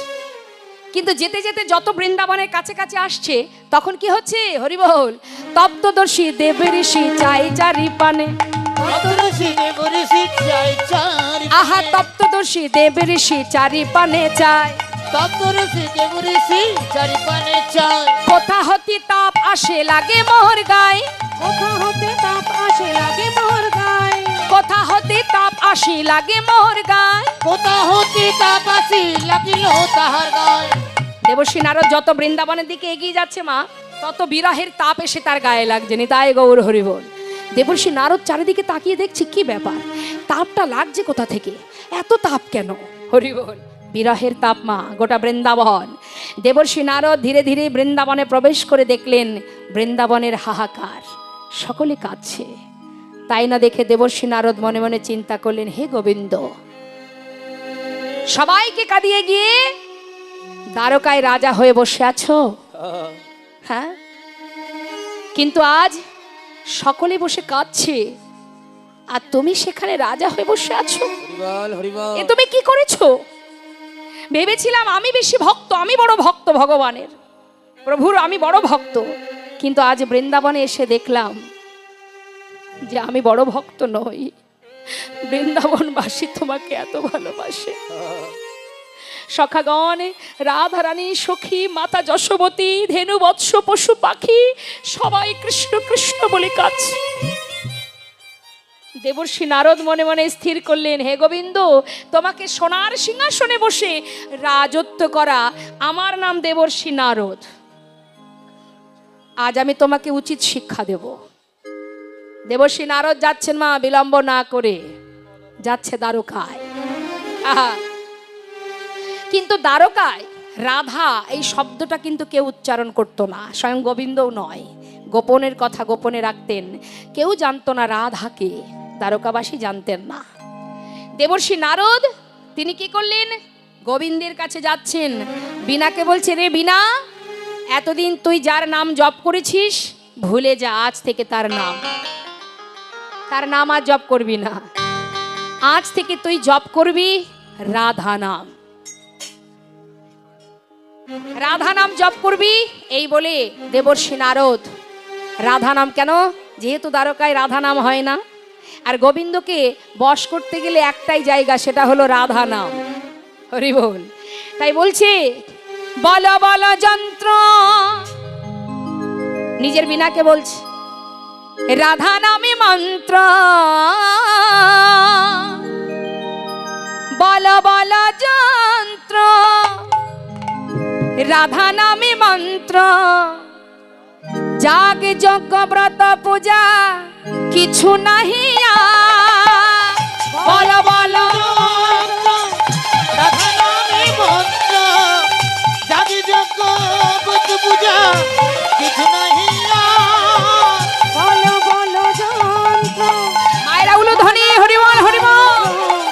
যাগ যজ্ঞ ব্রত পূজা কিছু নাহি আর, বল বল বিনে রাধা নামে বিনে, বলো বলো বিনে রাধা নামে বিনে, বল বল বিনে রাধা নামে বিনে, বল বল বিনে রাধা নামে বিনে, এ ত্রিভুবনে কিছু নাহি আর।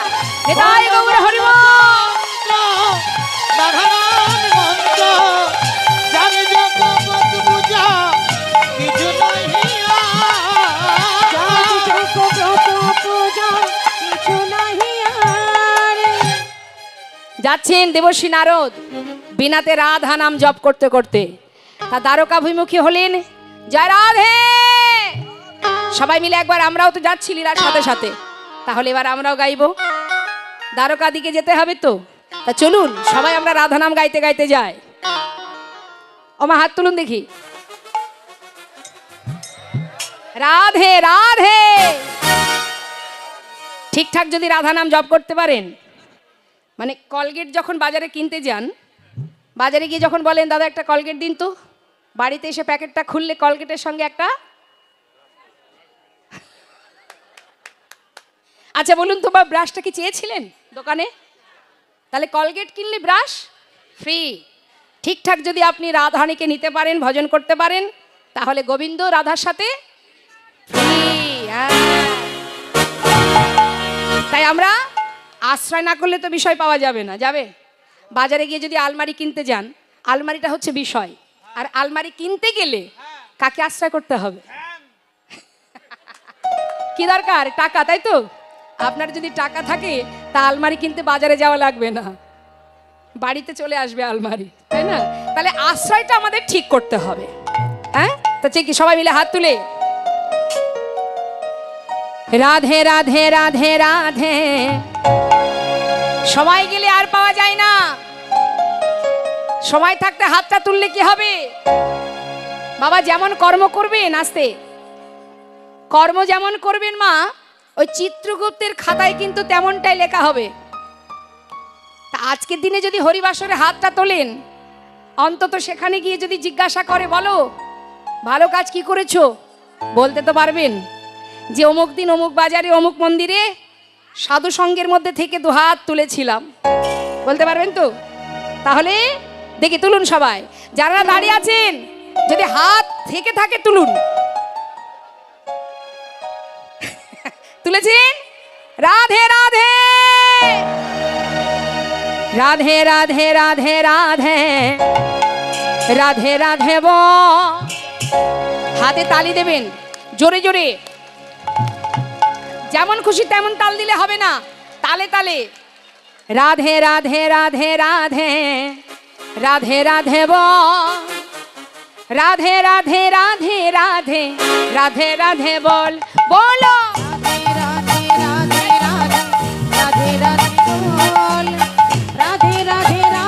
দুবাহু তুলে রাধে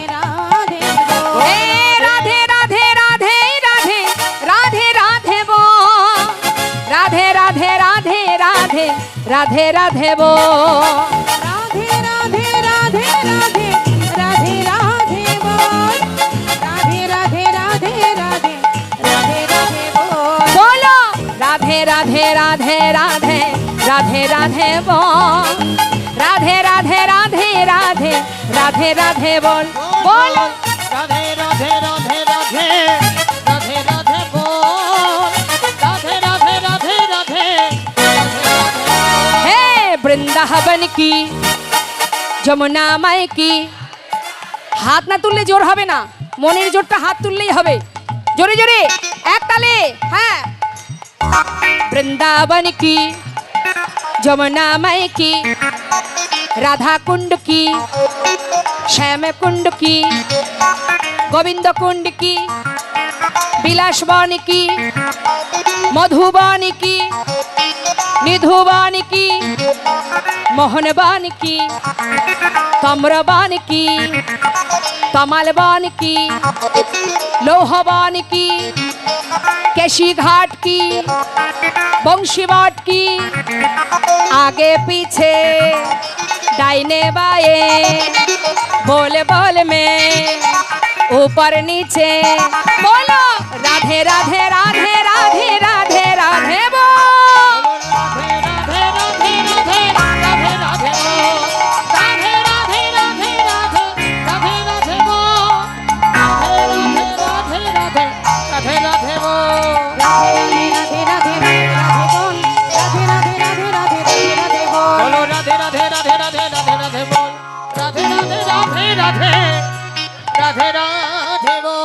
राधा रानी की हरि बोल हरि बोल। দ্বারকায় এসে দেবর্ষি নারদের বিনা রাধা রাধা বলে বাজছে মা, আর যখন বাজছে সিংহাসনে বসে আছেন গোবিন্দ।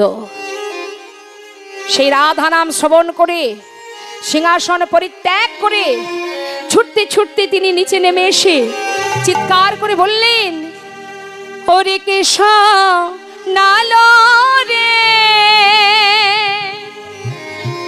হে রাধানা, কেশ নালো রে। ওরে আহা, কে শোনালো রে রাধানা, কে শোনালো রে। এই রাধানা কেশ নালো রে, কেশ নালো রে। কে শোনালো রে রাধানা, কে শোনালো রে। যার নাম শুনে এ প্রাণ আমার, যার নাম শুনে প্রাণ আমার ওরে আকুল কইল রে। নিতাই গৌর হরিব রাধে। রাধানা কে শোনালো রে রাধানা, কে শোনালো রে। দেবর্ষি নারদকে দর্শন করে ভগবান কৃষ্ণচন্দ্র ধীরে ধীরে দেবর্ষিকে কাছে পেয়ে আনন্দে তাকে বরণ করে আহ্বান করে ঘরে নিলেন। রাজপ্রাসাদে দেবর্ষি নারদকে বসালেন। দেবর্ষিকে বললেন, দেবর্ষি তুমি কি বৃন্দাবন থেকে আসছো? বৃন্দাবনবাসী তারা কেমন আছে? আহা! দেবর্ষি বলে উঠলেন, শোনো হে মাধব, বৃন্দাবনবাসী যতটা দুঃখে আছে তার কথা আর কি বলবো তোমায়, কিন্তু আমার বেশি দুঃখ হচ্ছে তোমাকে দেখে। জানো তোমার যে দিনে দিনে অপরাধ বেড়েই চলেছে। অপরাধ? হ্যাঁ গো হ্যাঁ, কাঁদালে কাঁদিতে হয়। তুমি যাদেরকে কাঁদিয়েছো, যাদের অভিশাপ মাথায় নিয়েছো, তোমাকেও যে কাঁদতে হবে। তাই অভিশাপ কখনো খণ্ডন হয় না। তাই আজ আমি এলাম তোমার দুরবস্থা দেখে অভিশাপ খণ্ডন করার জন্য। অভিশাপ খণ্ডন? হ্যাঁ, মনে নেই সেই কুরুক্ষেত্রের কথা? মনে নেই তোমার মাতা গান্ধারীর কথা? তাই আর দেরি করো না, তুমি তোমার কর্ম করো। তোমার যত পাপ আছে দূরীভূত করার কাজ করো। কি করতে হবে দেবর্ষি? শোনো, যা বলবো সেগুলো করতে হবে। কি করতে হবে? জয়নিতাই পাপ খণ্ডন করবার জন্য পরামর্শ দিচ্ছেন দেবর্ষি নারদ। মনে মনে চিন্তা করছেন, হে গোবিন্দ, আমিও দেখব তুমি কি করে তাদেরকে ফেলে রেখে যজ্ঞ করতে পারো। কি করলেন? পরামর্শ দিচ্ছেন, শোনো তোমাকে যজ্ঞ করতে হবে। যজ্ঞ? হ্যাঁ, যজ্ঞ ছাড়া তোমার এই অপরাধ খণ্ডন হবে না। ত্রেতায় রামের রাজা ছিল, অশ্বমেরে যজ্ঞ কইল। এটাই রামের রাজা ছিল, অশ্বমের যোগ। দেখো না কেতাতে রাম, ওই না কেতাতে রাম রাজা ছিল, অশ্বমেতে যজ্ঞ কইল। দানব্রত যজ্ঞ হবে এবে, দানব্রত যোগ্য হবে। মহারাজ দানব্রত যজ্ঞ হবে এবে। দানব্রত যজ্ঞ অর্থাৎ তোমার যা আছে দান করতে হবে এই যজ্ঞে। হ্যাঁ, শোনো নিয়মটা বলবো, শোনো। যে জনা যা চাইবে হাসি মুখে দিতে হবে। যে জনা যা চাইবে হাসি মুখে দিতে হবে। যে জনা যা চাইবে হাসি মুখে দিতে হবে। শোনো, যে জনা যা চাইবে সেটা তোমায় দিতে হবে। দান করিবে হাসি মুখে, দান করিবে হাসি মুখে। মহারাজ দান করিবে হাসি মুখে। দান যজ্ঞের এই তো রীতি, দান যোগের এই তো রীতি। দান যজ্ঞের এই তো রীতি। দান যজ্ঞের এই তো রীতি। শোনো, যত সময় তোমার থাকবে তত সময় দান করতে হবে। তুমি যদি মনে করো কিছু রেখে দেবে আর কিছু দেবে, হবে না। দানব্রত যজ্ঞ যত সময় ভান্ডারে থাকবে দিয়ে যেতে হবে। তারপর সব দান দেওয়ার পর যখন তুমি সব দিয়ে দিলে কিছুই রইল না, তারপরেও তোমাকে কি করতে হবে? সর্বস্ব দান করার পর সবিশেষে দান দিয়া ভিক্ষার ঝুলি কাঁধে লইয়া, শেষে দান দিয়া ভিক্ষার ঝুলি কাঁধে লইয়া। সবিশেষে দান দিয়া ভিক্ষার ঝুলি কাঁধে লইয়া। ভিক্ষা মেগে খাবে মন সুখে। মহারাজ ভিক্ষা মেগে খাবে মন সুখে। সুখী। সর্বস্ব দান করে ফেলেছো বলে মনের দুঃখে ভিক্ষা করে খেলে হবে না, ভিক্ষা করে খাবে তাও হাসি মুখে, হাসি মুখে ভিক্ষা করে খেতে হবে। এটাই হলো তোমার যজ্ঞের নিয়ম। হ্যাঁ শোনো, তুমি যে আজ রাজা, আগামীতে মনে মনে বলছে দেবর্ষি নারদ, আগামীতে তুমি কলিতে সচী মায়ের কাঙালিনীর ঘরে গিয়ে দাঁড়ে দাঁড়ে সন্ন্যাসী হয়ে ভিক্ষা করবে। তাই বলছে হে গোবিন্দ অভ্যাস করো। শোনো, তোমার দানের অহংকার দূরে যাবে, অহংকার দূরে তোমার অহংকার দূরে যাবে। অহংকার দূরে যাবে। শোনো শোনো হে গোবিন্দ, দানের অহংকার দূরে যাবে, ও শোনো হে গোবিন্দ, তাদের অন্তর উঠে যাবে। ভিক্ষা মেগে খাবে মহা সুখে। মহারাজ ভিক্ষা মেগে খাবে মন সুখী। তাহলে কি হবে? আমরা দেখবেন অনেক সময় যদি কাউকে দান ধ্যান করি, মা বস্ত্র দিই, অন্ন দিই, আমাদের ভিতরে একটা অহংকার আসে, তাই না?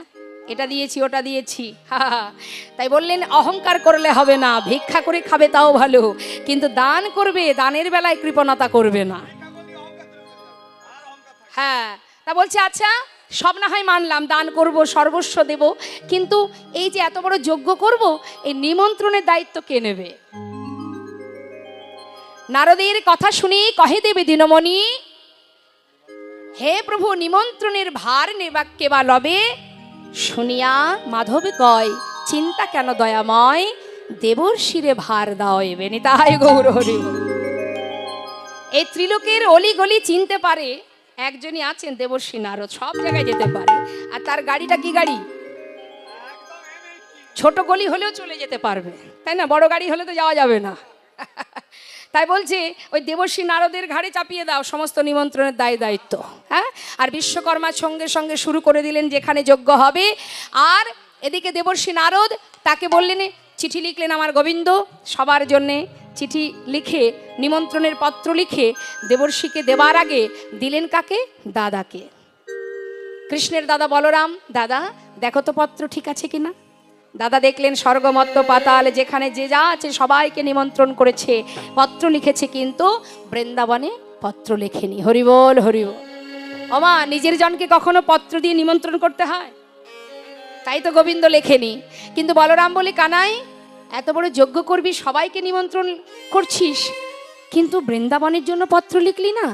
তুই কি ভেবেছিস তারা তোকে ভালোবাসে বলে তাদেরকে তুই এইভাবে কাঁদাবি? তারা যদি এই যজ্ঞে না আসে, আমি কিন্তু এই যজ্ঞে থাকবো না কানাই।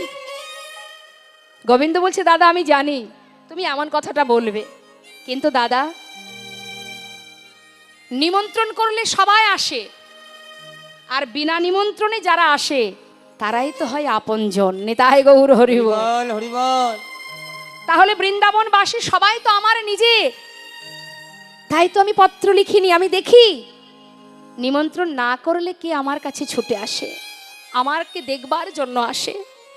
যদি বিনা নিমন্ত্রণে কেউ আমাকে দেখবার জন্য আসে, সেই তো আমার ভালোবাসার জন, আপন জন। দাদা বেশ বলছো, যখন আমি বৃন্দাবনে মায়ের চরণে নিমন্ত্রণ জানানোর জন্য আমি পত্র লিখব। মায়ের কাছে একটা পত্র লিখলেন গোবিন্দ, দেবর্ষি নারদের হাতে দিয়ে এবার যজ্ঞ করবার জন্য তার ব্যবস্থা শুরু করলেন। আর এদিকে দেবর্ষি নারদ পত্রগুলি নিয়ে চললেন স্বর্গ মর্ত পাতাল, সর্বত্র নিমন্ত্রণ হলো মা। অবশেষে গেলেন বৃন্দাবনে। সব শেষে সব জায়গায় নিমন্ত্রণ হলো, তারপরে চললেন বৃন্দাবনে। বৃন্দাবনে গিয়ে বাবা সবাইকে ডেকে ডেকে ওই প্রভাসে যজ্ঞ করবেন গোবিন্দ, এই কথা সবাইকে জানাতে জানাতে অবশেষে এলেন মায়ের কাছে। মা যশোমতী ক্ষণে চৈতন্য ক্ষণে অচৈতন্য, গোপাল গোপাল বলে কাজ। দেবর্ষির চরণের নূপুরের ধ্বনি শুনে মা ভাবছে বোধহয় গোপাল এলো। মা বলছে, কিরে আমার গোপাল নাকি? দেবর্ষি বললেন, মা আমি এসেছি দেবর্ষি। আরে দেবর্ষি ভিতরে ঢুকে মার চরণে প্রণাম করে বলছে, মা জানো মা, আজ একটা আনন্দের সংবাদ এনেছি। কি? আমার ছেলে, তোমার ছেলে, তোমার কানাই, সে দ্বারকায় প্রভাসের তীরে যজ্ঞ করবে মা। এই দেখো তোমার জন্য পত্র পাঠিয়েছে। মা বলছে, দেবর্ষি আমার সন্তান আমার জন্য পত্র পাঠিয়েছে? কি লেখা তাতে? মা তুমি পড়ে দেখো, আমি তো দেখতে পাই না বাবা। চোখের মণি যদি হারিয়ে যায়, সেই চোখে আর দেখব কি করে বল? সে যে আমার নয়নের মণি, তার জন্য কাঁদতে কাঁদতে আজ আমি অন্ধ হয়ে গেছি বাবা।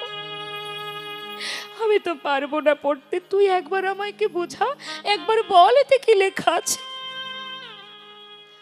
দেবর্ষী নারদ বললেন, মা, যে নয়নের দৃষ্টি ফিরে চলে গেছে, সেটা যদি ফিরে পেতে চাও, তোমার গোপালের এই হাতে লেখা পত্রটি তুমি নয়নে পরশ করো, নিশ্চয়ই তুমি দেখতে পাবে।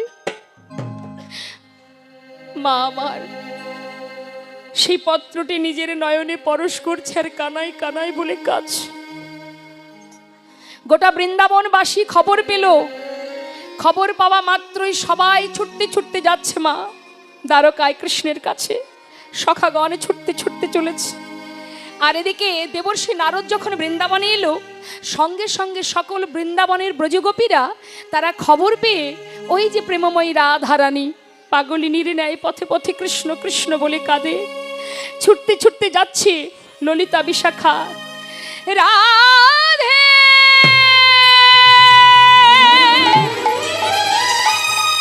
বৃষভানু রাজ নন্দিনী, রাধে রাধে রাধে রাধে রাধে, ওঠ রাধে ওঠ, হায় রাধে আমার সঙ্গে চল। দ্বারকা থেকে দেবর্ষী এসেছে, তোর বধুর সন্ধান এনেছে, তুই চল রাধে চল। রাধারানী সখীর কথা শুনে পাগলিনীর ন্যায় ছুটতে ছুটতে দেবর্ষীর কাছে এসে বলছে, দেবর্ষী আমার বধূ কেমন আছে? দেবর্ষী বলো আমার প্রাণবধূ কেমন আছে? দেবর্ষী নারদ বললেন, সকলে কুশলে আছে, তোমরা চিন্তা করো না, সে ভালো আছে। আজ এসেছি একটা শুভ খবর নিয়ে। কি খবর? প্রভাসেতে যজ্ঞ করে কৃষ্ণ বলরাম, প্রভাসেতে যজ্ঞ করে কৃষ্ণ বলরাম, ওই না প্রভাসেতে, ওই দেখো প্রভাসেতে যজ্ঞ করে কৃষ্ণ বলরাম। সেই যজ্ঞের সংবাদ দিতে আমি নারদ যে এলাম। যোগের সংবাদ দিতে নারদ যে এলাম। যাও যাও প্রভাসের তীরে যাও, প্রভাসের তীরে যাও, যাও যাও প্রভাসের তীরে যাও, যাও যাও প্রভাসের তীরে যাও, আর বিলম্ব করো না গো, যাও যাও প্রভাসের তীরে যাও। আর বিলম্ব করো না গো, যাও যাও প্রভাসের তীরে যাও। সেই যজ্ঞের সংবাদ দিতে নারদ যে এলাম, এই যজ্ঞের সংবাদ দিতে নারদ যে এলাম। ব্রজবাসী এবার যাত্রা করেছে মা দ্বারকাভিমুখে। আর এদিকে শ্রীমতী রাধারানী আজ এই শুভ খবরটা পাওয়া মাত্রই বাদিনীর ঘর থেকে আজ আমার রাধারানী নিজেকে সাজিয়ে যাত্রা করছে। হরি বল। পথে যাবে, কিছুটা পথ গেছে, এমন সময় দেখা কোথায় ছিল কালস্য নন্দিনী কুটিলা। হাহা, ওই কালস্য কুটিলা এসে উপস্থিত। এই বউ, সেজে গুজে যাচ্ছিস কোথায়? সামনে এসে দাঁড়িয়েছে, কিরে উত্তর দে, যাচ্ছিস কোথায় এমন সেজে গুজে এই অসময়ে ভর দুপুরে? রাধারানী কোনো কথা না বলে দাঁড়িয়ে আছে, আর কুটিলা বারবার তাকে জিজ্ঞাসা করছে, কিরে কথা বলছিস না যে, উত্তর দে, কোথায় যাচ্ছিস? দেখবেন মা, কাউকে কোনো প্রশ্ন যদি বারবার করা সত্ত্বেও উত্তর না পাওয়া যায়, কি হয়, তাতে আরো রাগ দ্বিগুণ হয়ে যায় না? এখন যতবার জিজ্ঞাসা করছে রাধারানী তো কোনো কথাই বলছে না, আর যত কথা বলছে না তত তার রাগ আরো দ্বিগুণ হয়ে উঠছে। কিরে কথা বলছিস না যে, কি ভেবেছিস আমার দাদার কুলে কালি দিয়ে ওই কেলে ছোড়ার কাছে যাবি? হ্যাঁ, ছি ছি ছি ছি, কলঙ্কিনী, অসতী, দ্বিচারিণী, এত এই অসময়ে স্বামীকে ছেড়ে পরপুরুষের কাছে যাওয়া। কুটিলা প্রচন্ড ক্রোধান্বিত হলেন। এবার কুটিলা কি করছে, সামনে দাঁড়িয়ে বলছে, হ্যাঁ রে কুটিলা কহে কুটিলে রাখালে দে মন সপিলে, কুটিলা কহে কুটিলে, কেন রাখালে দে প্রাণ সপিলে। ওই না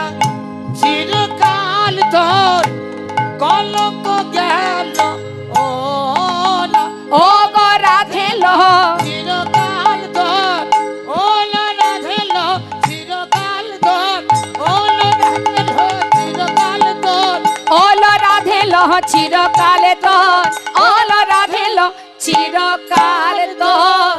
কলঙ্ক গেল ও না। ছি ছি ছি ছি ছি ছি, এত এই অসময়ে স্বামীকে ছেড়ে কলঙ্কিনী অসতী দ্বিচারিণী।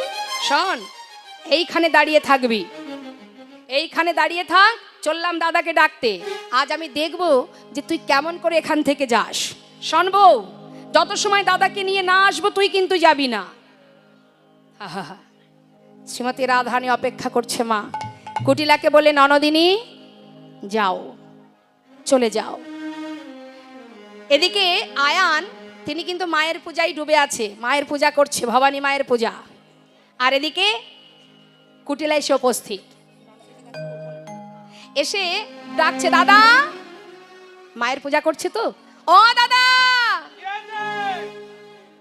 তুমি সারাদিন মাকে নিয়ে থাকো, আর তোমার ওই বউ তোমাকে ছেড়ে তোমার কুলে কালি দিয়ে ওই কেলে ছোড়ার কাছে যাক। এই কি হচ্ছে রে? কি আর হবে? হতে আর কিছু বাদ নেই। আমি তো কথা বললেই তোমার সহ্য হয় না। তোমার বউ যাচ্ছে সেই কেলে ছোড়ার কাছে, সেদিকে খেয়াল আছে তোমার? কি যে খাইয়েছে আমাদের এই বউটা তোমাকে, নিশ্চয় কোনো শিকড় পাকড় খাইয়েছে। না বউর কথায় ওঠো আর বসো। হ্যাঁ, আমরা কথা বললেই তোমার সহ্য হয় না। কি বলছিস তুই? কি আর বলবো? বলি যদি দেখবে তা চলো, হাতে নাতে প্রমাণ দেব। তোমার বউ ওই কেলে ছোড়ার কাছে যাচ্ছে। সে কি কথা? সত্যি বলছিস? হ্যাঁ দাদা। আয়ান বলছি, এত বড় সাহস? তবে দেখ, প্রতিদিন তোর এই নালিশ শুনতে শুনতে আমি আর সহ্য করতে পারছি না। আজ ওকে মায়ের চরণে বলি দিয়ে তারপরে ঘরে ফিরবো। আরে যদি মিথ্যা হয়, যদি মিথ্যা হয়। আয়ান বলছে, শোন, আজকে যদি দেখি সত্যি ঘরের বউ কেলে ছোড়ার কাছে যাচ্ছে, তাহলে ওকে বলি দেব। আর যদি দেখি না মিথ্যা, বুঝতে পারছিস তো, তোকে আজকে বলি দিয়ে তারপরে আমি ঘরে ঢুকবো। রোজ রোজ তোর এই নালিশ আমি আর শুনতে পারবো না। বেশ, তাই হবে দাদা। এবার যাচ্ছে ক্রোধেতে আয়ান হয়ে কম্পমান, ক্রোধেতে আয়ান হয়ে কম্পমান, কষি তুলে নিল হাতে,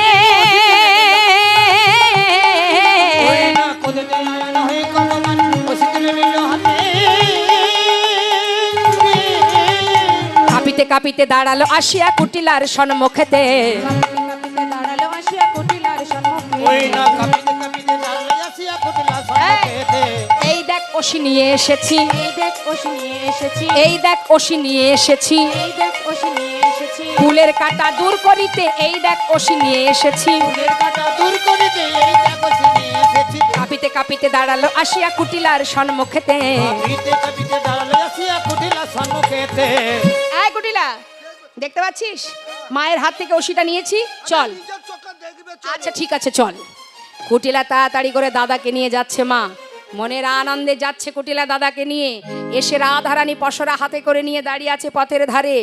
আয়ান এসে ওষি হাতে তুলে নিয়ে বললেন, নিজ পতি তেজি পরপতি ভজি,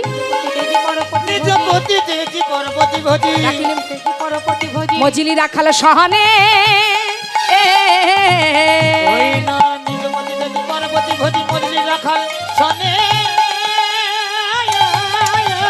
ঘুচাবো জঞ্জাল, হলো পূর্ণকালে ঘুচাবো জঞ্জাল, এই ছিল তোর কপালে। এই যে দেখতে পাচ্ছিস, এই দেখ ওষি নিয়ে এসেছি, এই দেখ ওষি নিয়ে এসেছি। ফুলের কাঁটা দূর করিতে এই দেখ ওষি নিয়ে এসেছি। হলো পূর্ণকাল ঘুচাবো জঞ্জাল, এই ছিল তোর কপালে।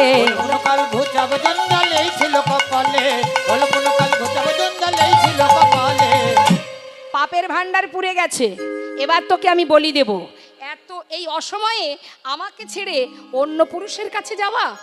এই সত্য করে বল, কোথায় যাচ্ছিস? শ্রীমতী রাধারানী এত সময় কথা বলেনি মা, এবার বললেন, বললে তবে শোনো, আমি যার কাছে চলেছি সে তোমারও স্বামী, আমারও স্বামী, জগতের স্বামী, জগতে জীবের স্বামী। আমি চলেছি জগৎপতির কাছে, আমায় তুমি ছেড়ে দাও, আজ আমায় যেতে হবে। বলুন তো বাবা, এমন কথা বললে কেউ মানবে? কি গো মা? আয়ান বলছি পরপুরুষের কাছে যাওয়া? ওষিটা তুলে যেই না মারতে যাবে, এমন সময় শ্রীমতী রাধারানী মনে মনে চিন্তা করলেন, আয়ানকে পূরবের কথা স্মরণ করাতে হবে। আয়ানই বা কে, আর আমি বা কে? তাই প্রেমময়ী রাধারানী বিলম্ব না করে পূরবের কথা স্মরণ করানোর জন্য আয়ানকে বশ করতে গেলে একটা মূর্তি যথেষ্ট, সেটা হলো মায়ের মূর্তি, ভবানী মা, মা কালীর মূর্তি। তাই বিলম্ব না করে শ্রীমতী রাধারানী আমার এবার কালী মূর্তি ধারণ করলেন।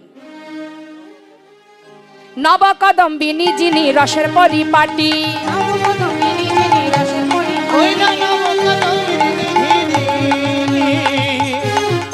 আর রসের পরিপাটি, নীল শাড়ি খসায়া পরায় অরুন্ধতী। ওই না নীল হৃদয় গৌর হরিবল। ধুতি, নীল শাড়ি খসাইয়া পরায়ণ ধুতি, ওই নীল শাড়ি খসাইয়া পরায়ণ ধুতি, কালী হয়ে দাঁড়ালো, হয়ে দাঁড়ালো, আগে কালী হয়ে দাঁড়ালো। কালী হয়ে দাঁড়ালো, আয়ানকে ভুলাবে বলে কালী হয়ে দাঁড়ালো। আয়ানকে ভোলাবার লাগি কালী হয়ে ওই দাঁড়ালো, নয় আয়ানকে ভুল আবার লাগি কালী হয়ে দাঁড়ালো, আয়ানকে ভোলাবার লাগি কালী হয়ে দাঁড়ালো, নীল শাড়ি খসায়া পরায় অরুন্ধতী। নীল শাড়ি খসাইয়া পরায়ণ ধুতি, ওই না নীল শাড়ি পরাইয়া পরায়ণ ধুতি। বিলম্ব না করে আয়ান এবার কালী মূর্তি দর্শন করে ছুটে গিয়ে চরণটা জড়িয়ে ধরলেন রাধারানী। চরণটা যেই জড়িয়ে ধরেছেন সঙ্গে সঙ্গে রাধারানী মায়ের স্বরূপ নিয়ে বলে উঠলেন, আয়ান একবার ভেবে দেখ, তুই কে ছিলি আর আমি কে ছিলাম। তুই সাধনা করেছিলি রে, সাধনা করেছিলি যে নারায়ণের বামে যে লক্ষ্মী, বিষ্ণুর বামে যে লক্ষ্মী, তাকে পত্নী রূপে পাবি। তাই সেই মনোবাঞ্ছা পূর্ণ করেছিলেন ভগবান। আমি তোকে বলেছিলাম যে তুই যদি স্বয়ং লক্ষ্মীকে পত্নী রূপে পেতে চাস, তোর ঘরের ঘরণী হব, কিন্তু তুই হবি নপুংস। তাই আমি সেই লক্ষ্মী। আয়ান নিজের ভুল বুঝতে পেরে মা চরণটা জড়িয়ে ধরে কাঁদতে লাগলেন। এদিকে জটিলা কুটিলা তারাও দেখতে পেলেন সেই কালী মূর্তি দর্শন করে সকলে মিলে নতমস্তকে আয়ানের হলো চৈতন্য, বলে শ্রীমতী তুমি ধন্য, ভ্রান্তে চিনতে না পেরে বলেছি কত কুবচন। জানতে চিনতে না পেরে বলেছি কত কুবচন। চিনতে পারিনি তোমায়। আজ আয়ানের অচৈতন্য দেহের চৈতন্য হলো, পরাজিত হয়ে সবাই মিলে প্রণাম জানিয়ে বলে উঠলেন, শুধু তোমার কাছে একটা বাসনা, মৃত্যুর আগে শেষ নিঃশ্বাস পরিত্যাগ হবার কালে যেন যুগল দর্শন পাইনি। তাই গৌর হরিবল। চলে গেল সবাই মিলে। শ্রীমতী রাধারানী সখীবেষ্টিত হয়ে এসে পৌঁছালেন মা। সবাই আগে চলে এসেছে, কারণ খবর পেয়েছে আগে, তাই সবাই আগে এসেছে। অবশেষে এসেছে বৃন্দাবনবাসী। বৃন্দাবনবাসী যখন এলো তখন ওই যজ্ঞগারের 4টে মাত্র দ্বার, এই 4টে দ্বারেই বন্ধ হয়ে গেছে মা। সবাই চলে এসেছে বলে 4টে দ্বারই বন্ধ। আর 4টে দ্বার যখন বন্ধ, এই 4 দ্বারের মধ্যে এসে পৌঁছালেন। প্রথম দ্বারে মা যশোমতী, দ্বিতীয় দ্বারে নন্দ উপনন্দ ব্রজগোপীগণ, আর তৃতীয় দ্বারে সখাগণ, চতুর্থ দ্বারে রাধারানী অষ্টসখীগণ। প্রত্যেকটা দ্বারই বন্ধ। সখাগণ দেখছে প্রবেশ নিষেধ, কানায় কানায় বলে কাঁদছে তারা। এদিকে সখীবেষ্টিত হয়ে রাধারানী তিনি দ্বারে এসে দাঁড়িয়েছে, এসে দেখছে দরজা বন্ধ, দাঁড়িয়ে রাধারানীকে দেখে দাঁড়ি অবাক দৃষ্টিতে তাকিয়ে আছে। সখীরা বলে উঠলেন, এই যে দাঁড়ি, ও দাঁড়ি, দরজা খুলে দাও, ভিতরে যাব। যেই না বলেছে ভিতরে যাব, দাঁড়ি জিজ্ঞাসা করলেন, তোমরা কোথা থেকে এসেছো, কি পরিচয় তোমাদের? দেখতে পাচ্ছ না লেখা আছে প্রবেশ নিষেধ, আর যাওয়া যাবে না, আর যাওয়া হবে না। সঙ্গে সঙ্গে শ্রীমতী সখীরা বলে উঠলেন, তুমি কে আমাদের বাধা দেওয়ার? হ্যাঁ, পথ ছেড়ে দাও, ভিতরে যাব, আমরা ভিতরে যাব। যেই না বলেছে সঙ্গে সঙ্গে দাঁড়ি বলছে, শোনো, ভিতরে যেতে গেলে অসময়ে এসেছো, এই যজ্ঞগারে প্রবেশ করতে গেলে তোমাদের গঙ্গা স্নান করে আসতে হবে। সখীরা মৃদু হেসে বলে উঠলেন, ওরে দাঁড়ি রে, যেতে বলিস গঙ্গা স্নানে, শুনে হাসি পায়,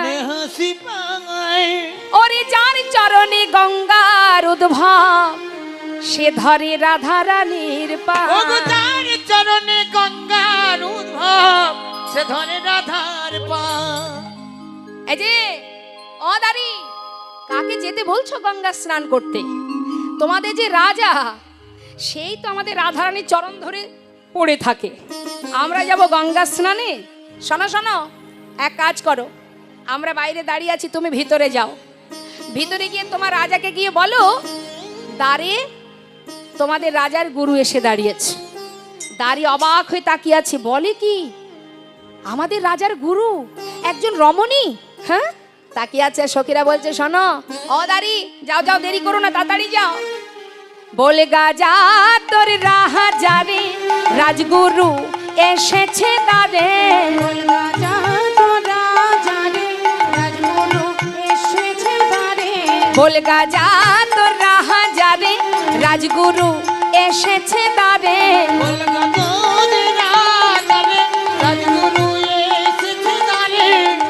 কি বলছে?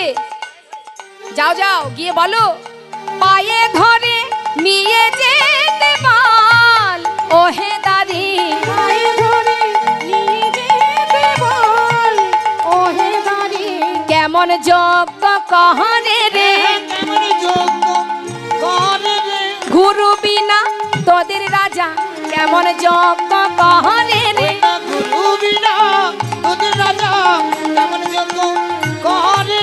পায়ে ধরে নিয়ে যেতে বল ও হে দাঁড়ি।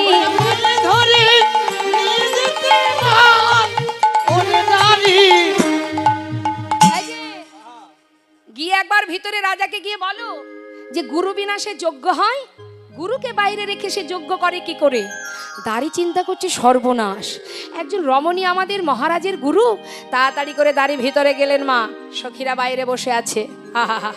হারে দিকে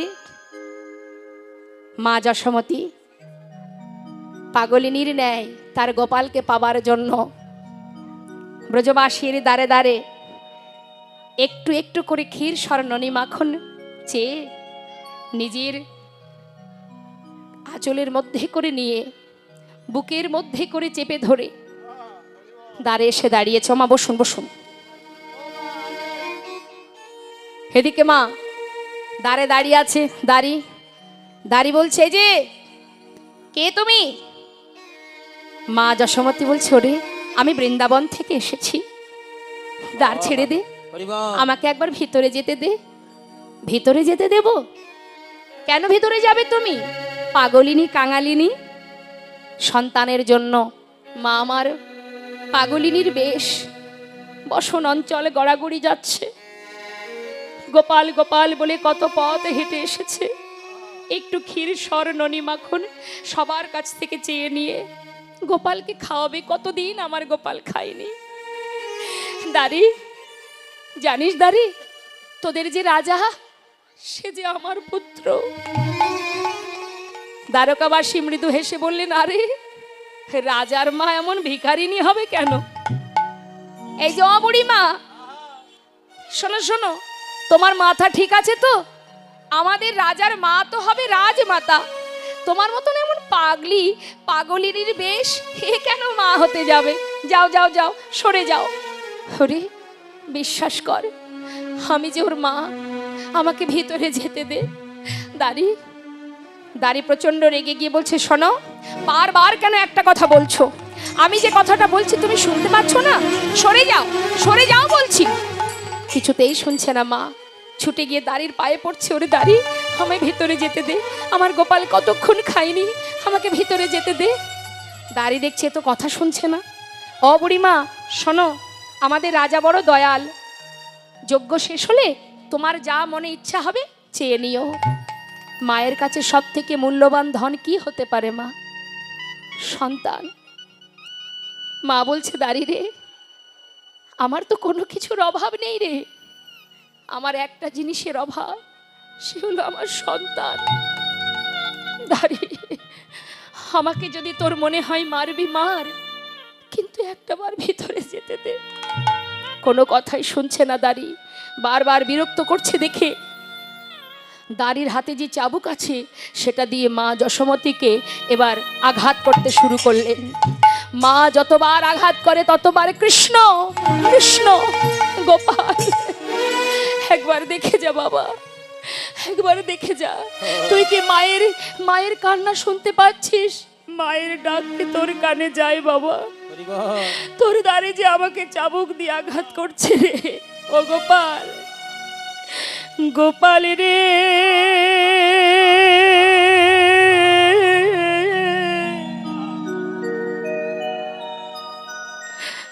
সাড়া দে গোপাল, সাড়া দে। গোপাল রে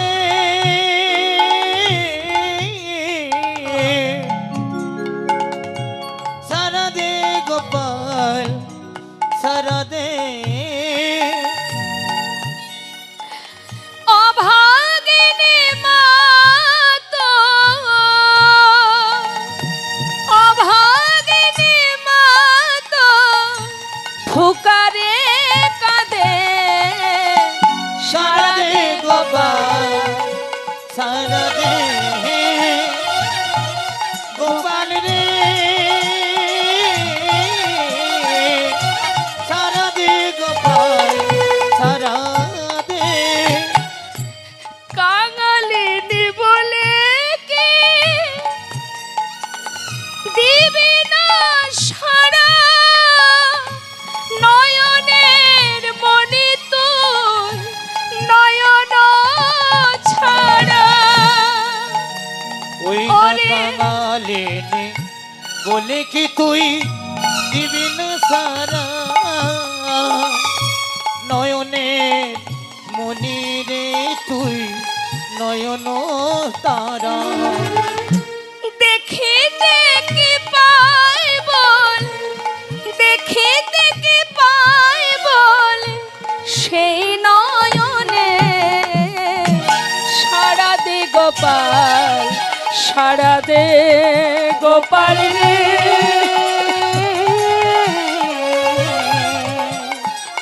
সাড়া দে গোপাল সাড়া দে। যে বাঁশি বাজিয়েছিলি ও গোপাল ওই বৃন্দাবনে, সে বাঁশি বাজাও আবার সবারই কানে। যে বাঁশি বাজিয়েছিলি বৃন্দাবনে, সেই বাঁশি বাজাও আবার সবারই গানে। গোপাল, যে বাঁশি বাজিয়েছিলি বৃন্দাবনে, সে বাঁশি বাজাও আবার সবার কানে। তোর বিরহেতে কাঁদে অলিকুল, শ্রীদাম সুদাম কেঁদে হয়েছে বেকুল। তোর বিরহেতে কাঁদে অলিকুল, সিদাম সুদাম কেঁদে হইয়া আকুল। সোনার ব্রজ আজ, সোনার ব্রজ আধার হলো। সারা দে গোপাল নিতাই গৌর হরিবল হরিবল। গোপাল রে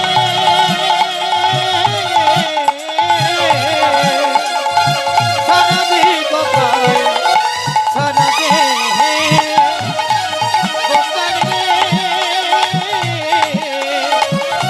সারা দে গোপাল সারা দে। একবার সারা দে গোপাল সারা দে, একবার সারা দে গোপাল সারা দে। ভগবান কি আর থাকতে পারে মা? মায়ের কান্না যে আর পারছে না সইতে। যজ্ঞগারে বসেছে, হাতে জলের ঝাড়ি, হঠাৎ মায়ের কান্না শুনে স্বয়ং গোবিন্দ এবার নিজের হাতের জলের ঝাড়িটা যেই না ফেলে দিয়ে ছুটতে যাবে, বলরাম বললেন, হ্যাঁ রে কানাই, কি হলো তোর? যাচ্ছিস কোথায়? দাদা, আমার মা এসেছে, আমার মা এসেছে দাদা। না না, এ তুই কি করে বলছিস? মা কেন আসবে রে? মা কি করে আসবে? না না, মা এখানে আসেনি। দাদা তুমি জানো না, আমার মা এসেছে দাদা, আমাকে যেতে হবে। গোবিন্দ আর কোনো কথা না শুনে সেই যজ্ঞ গাড়ি সর্বস্ব ফেলে পাগলের ন্যায় ছুটতে ছুটতে চার দ্বারে যাচ্ছেন আমার গোবিন্দ। বৈষ্ণব মহাজন বললেন দেখো দেখো, চললেন বাঞ্ছা কল্পতরু। বাঞ্ছা কল্পতরু ভগবান সকলের বাঞ্ছা পুরাবে বলে কল্পতরু। তরু ভগবান সকলে বাঞ্ছা পুরাবে বলে কল্পতরু ভগবান সকলে। যাচ্ছে মা, চার দ্বারে যাচ্ছে, চার ভাবে। কেমন ভাবে? আজ সখাগণ কি দেখছে? আজ সখ্য প্রেমে সখাগণ দেখিতে পাইল। সখগণ দেখিতে পাইল। ভাই কানাই বলে কাঁধে তুলে নিল। নিতাই গৌর হরিবল। তুলে নিল। ভাই কানাই বলে তাকে তুলে নিল। ভাই কানাই বলে কাঁধে তুলে নিল। বাঞ্ছা কল্পতরু ভগবান সকলে বাঞ্ছা পুরাবে বলে কল্পতরু ভগবান সকলে। নন্দ দেখে দোয়ারে দাঁড়ায়ে। নন্দ দেখে দুয়ারে দাঁড়ায়ে। প্রাণ গোবিন্দ আসে দুটি বাধা মাথায় লয়ে। হরিবল হরিবল। ওই গোবিন্দ আছে দুটি বাধা মাথা হয়ে। গোবিন্দ আসে দুটি বাধা মাথায় বাঞ্ছা কল্পতরু ভগবান সকলে বাঞ্ছা পুরাবে বলে কল্পতরু ভগবান সকলে। মা যশোমতী তিনি কি করলেন? তিনি বাৎসল্য প্রেমেতে আজি কি করলেন? বাৎসল্য প্রেমেতে দেখো কোলেতে বসাইল। আহা বাৎসল্য প্রেমে আজি কোলেতে বসাইল। বাঁচাল প্রেমেতে আজি কলিতে বসালো। আজ মা যশোমতীর কোলে বসে আছে। হ্যাঁ, মা যশোমতীর কোলে বসে আছে, আর মা কি করছে? ক্ষীরসর নবনী খাওয়াচ্ছে। যখনই ক্ষীরসর নবনী মুখে দিয়েছে, ক্ষীরসর নবনী গালে দিয়েছে, এমন সময় সমস্ত যারা ছিল সেখানে দাঁড়ি এবং সমস্ত দ্বারকাবাসী তারা মনে মনে চিন্তা করছে কি ব্যাপার, একটা কাঙালিনী ভিখারিনী তিনি কোলের মধ্যে বসিয়ে আমাদের মহারাজকে ক্ষীরসর ননী খাওয়াচ্ছে। তাই না দেখে ছুটে গেলেন কোথায়?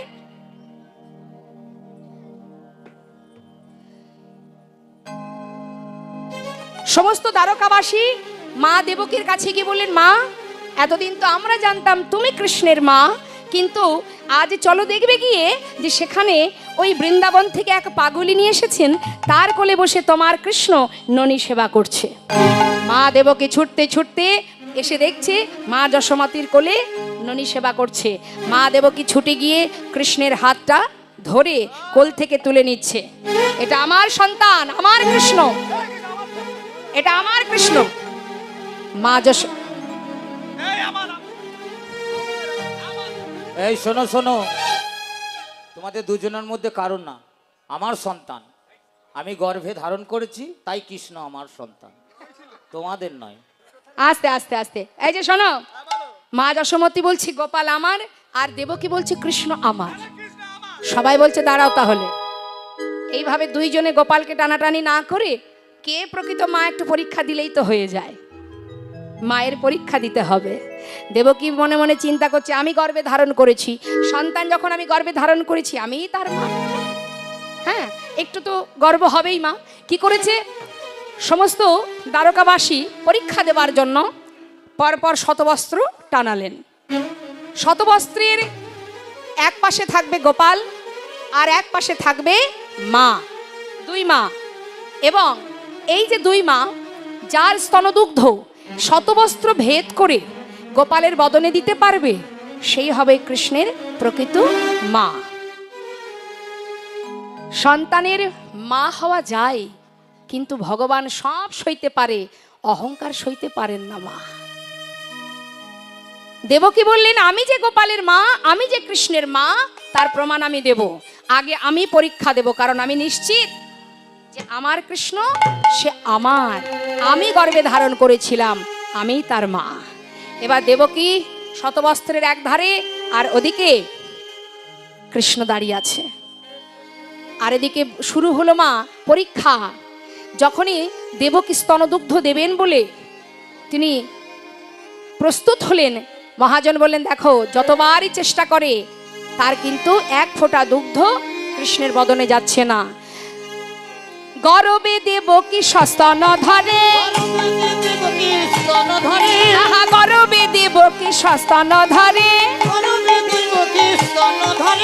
প্রথম বসন ভেদি না করে, প্রথম বসন ভেদি না করে, প্রথম বসন ভেদে না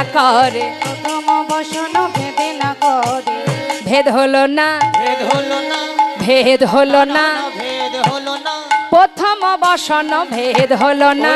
প্রথম বসন ভেদ হলো না। হলো না মা, একটা বস্ত্র ভেদ হলো না।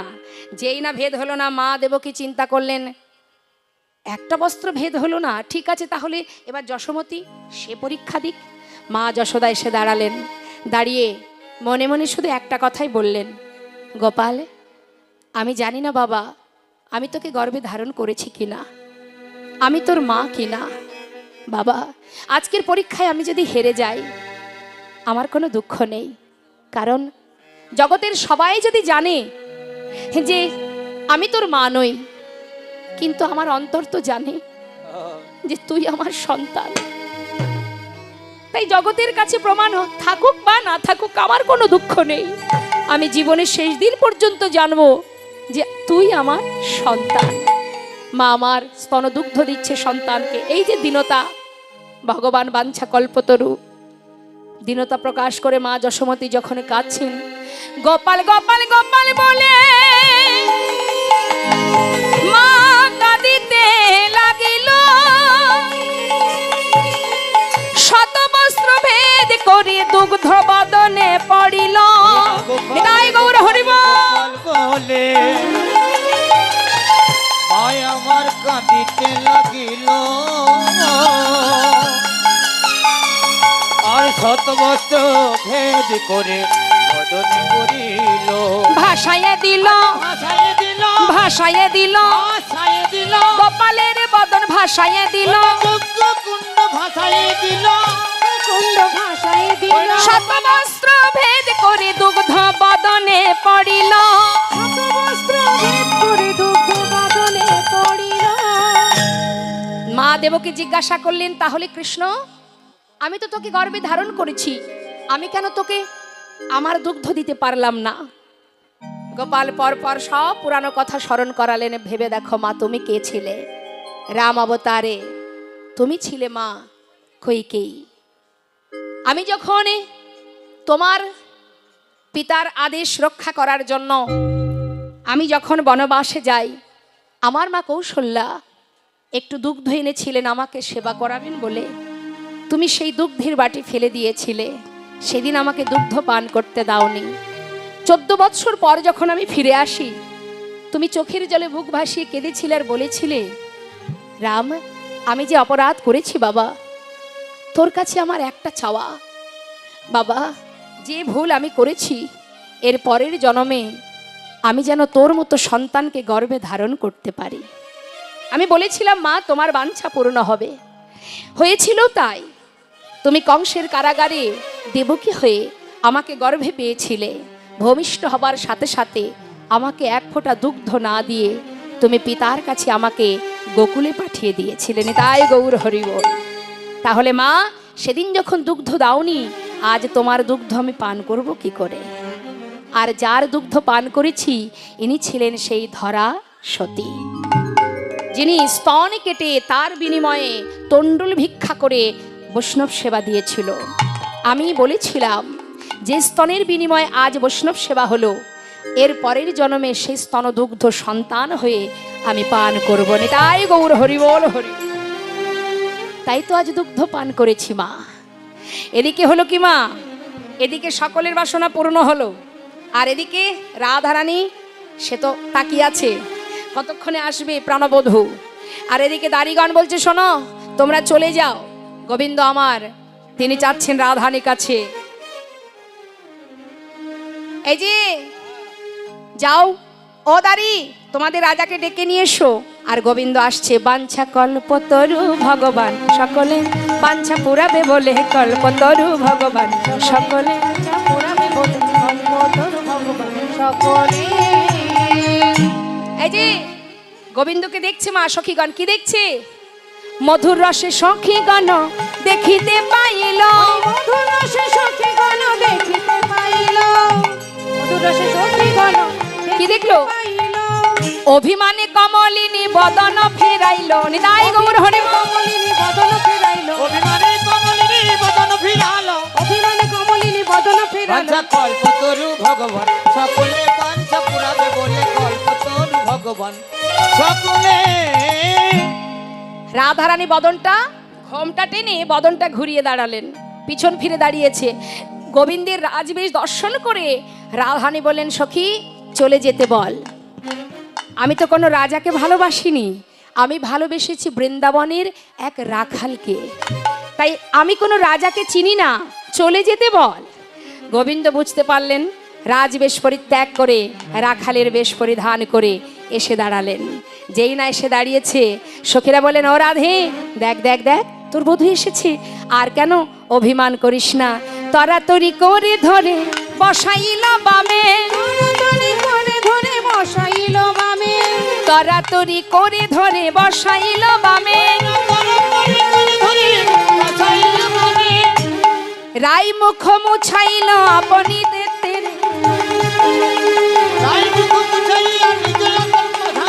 আহা আপন বসন দিয়ে রাধারানীর বদনটা মোছালেন। মোছানোর পর এবার গোবিন্দ রাধারানীকে পাশে বসে কি করলেন, আনিয়া প্রভাসের জল চরণেতে দিল। নিতাই গৌর হরি বল। চরণেতে দিল, গোবিন্দ দাসে কহে প্রভাস তীর্থ যে হইল, আহা গোবিন্দ দাসে কহে হরি বল হরি বল। গোবিন্দ দাসে কহে তীর্থ যে হইল, গোবিন্দ দাসে কহে তীর্থ যে হইল, বাঞ্ছা কল্পতরু বাঞ্ছা পুরাবে বলে, কল্পতরু ভগবান সকলে।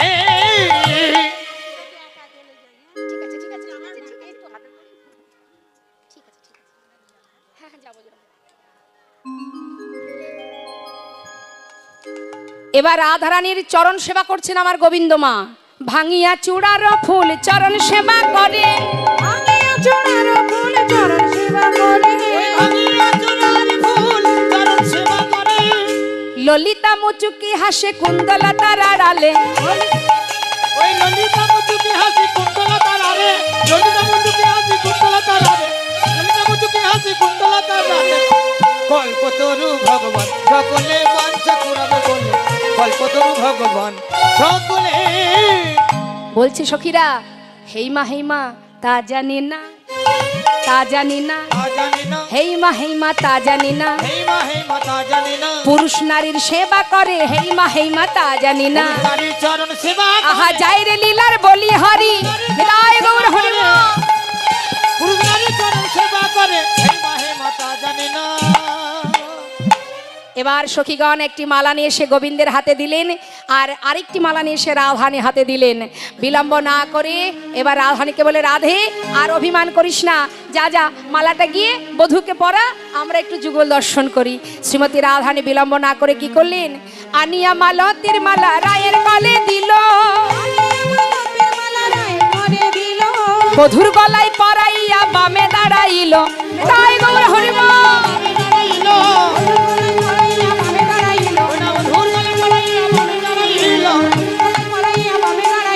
কল্পতরু ভগবান সকলের বাঞ্ছা পুরাবে বলে, কল্পতরু ভগবান সকলে। রাধা গোবিন্দ যুগলে দাঁড়ালেন, আর সখীরা সবাই বলে উঠলেন, রাধে এই তো আমরা যুগল দর্শনের আশায় বসে আছি, এবার আমরা সবাই মিলে যুগল হেরে যুগল গুণগান গাইব। সবাই দুটি বাহু তুলে বেশ হরিবল হরিবল, রাধেশ্যাম রাধেশ্যাম, জয় রাধে রাধে বল, কৃষ্ণ কৃষ্ণ বল, রাধে রাধে বল, কৃষ্ণ কৃষ্ণ বল, জয় রাধে রাধে বল, কৃষ্ণ কৃষ্ণ বল, রাধে রাধে বল, কৃষ্ণ বল। জনতা জয় গৌর। আমাদের লীলাকে এবার আমরা বিশ্রামে রাখবো যুগলে রেখে, এরপরে অধিবাস আছে, আপনারা সবাই থাকবেন। আর আসুন নিতাই গৌরী জয়ধ্বনি করবার আগে আমরা সবাই মিলে একবার একটা ভজন আস্বাদন করে নিই। জয় রাধে। প্রসাদের ব্যবস্থা আছে, সকল ভক্তচরণে নিবেদন, সাধুগুরু বৈষ্ণব যারা এখানে উপস্থিত আছেন প্রত্যেকের জন্য এই মন্দির থেকে প্রসাদের ব্যবস্থা হয়েছে। সবাই ভগবানের প্রসাদ পাবেন।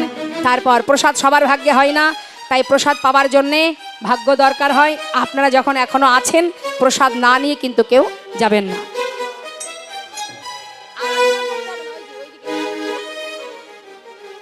আচ্ছা ছবি ছবি পরে হবে। দেখে হাত তুলুন মা, সবাই মিলে হাত তুলে রাধেশ্যাম। এখন আসবেন না, একটা ভজন হোক।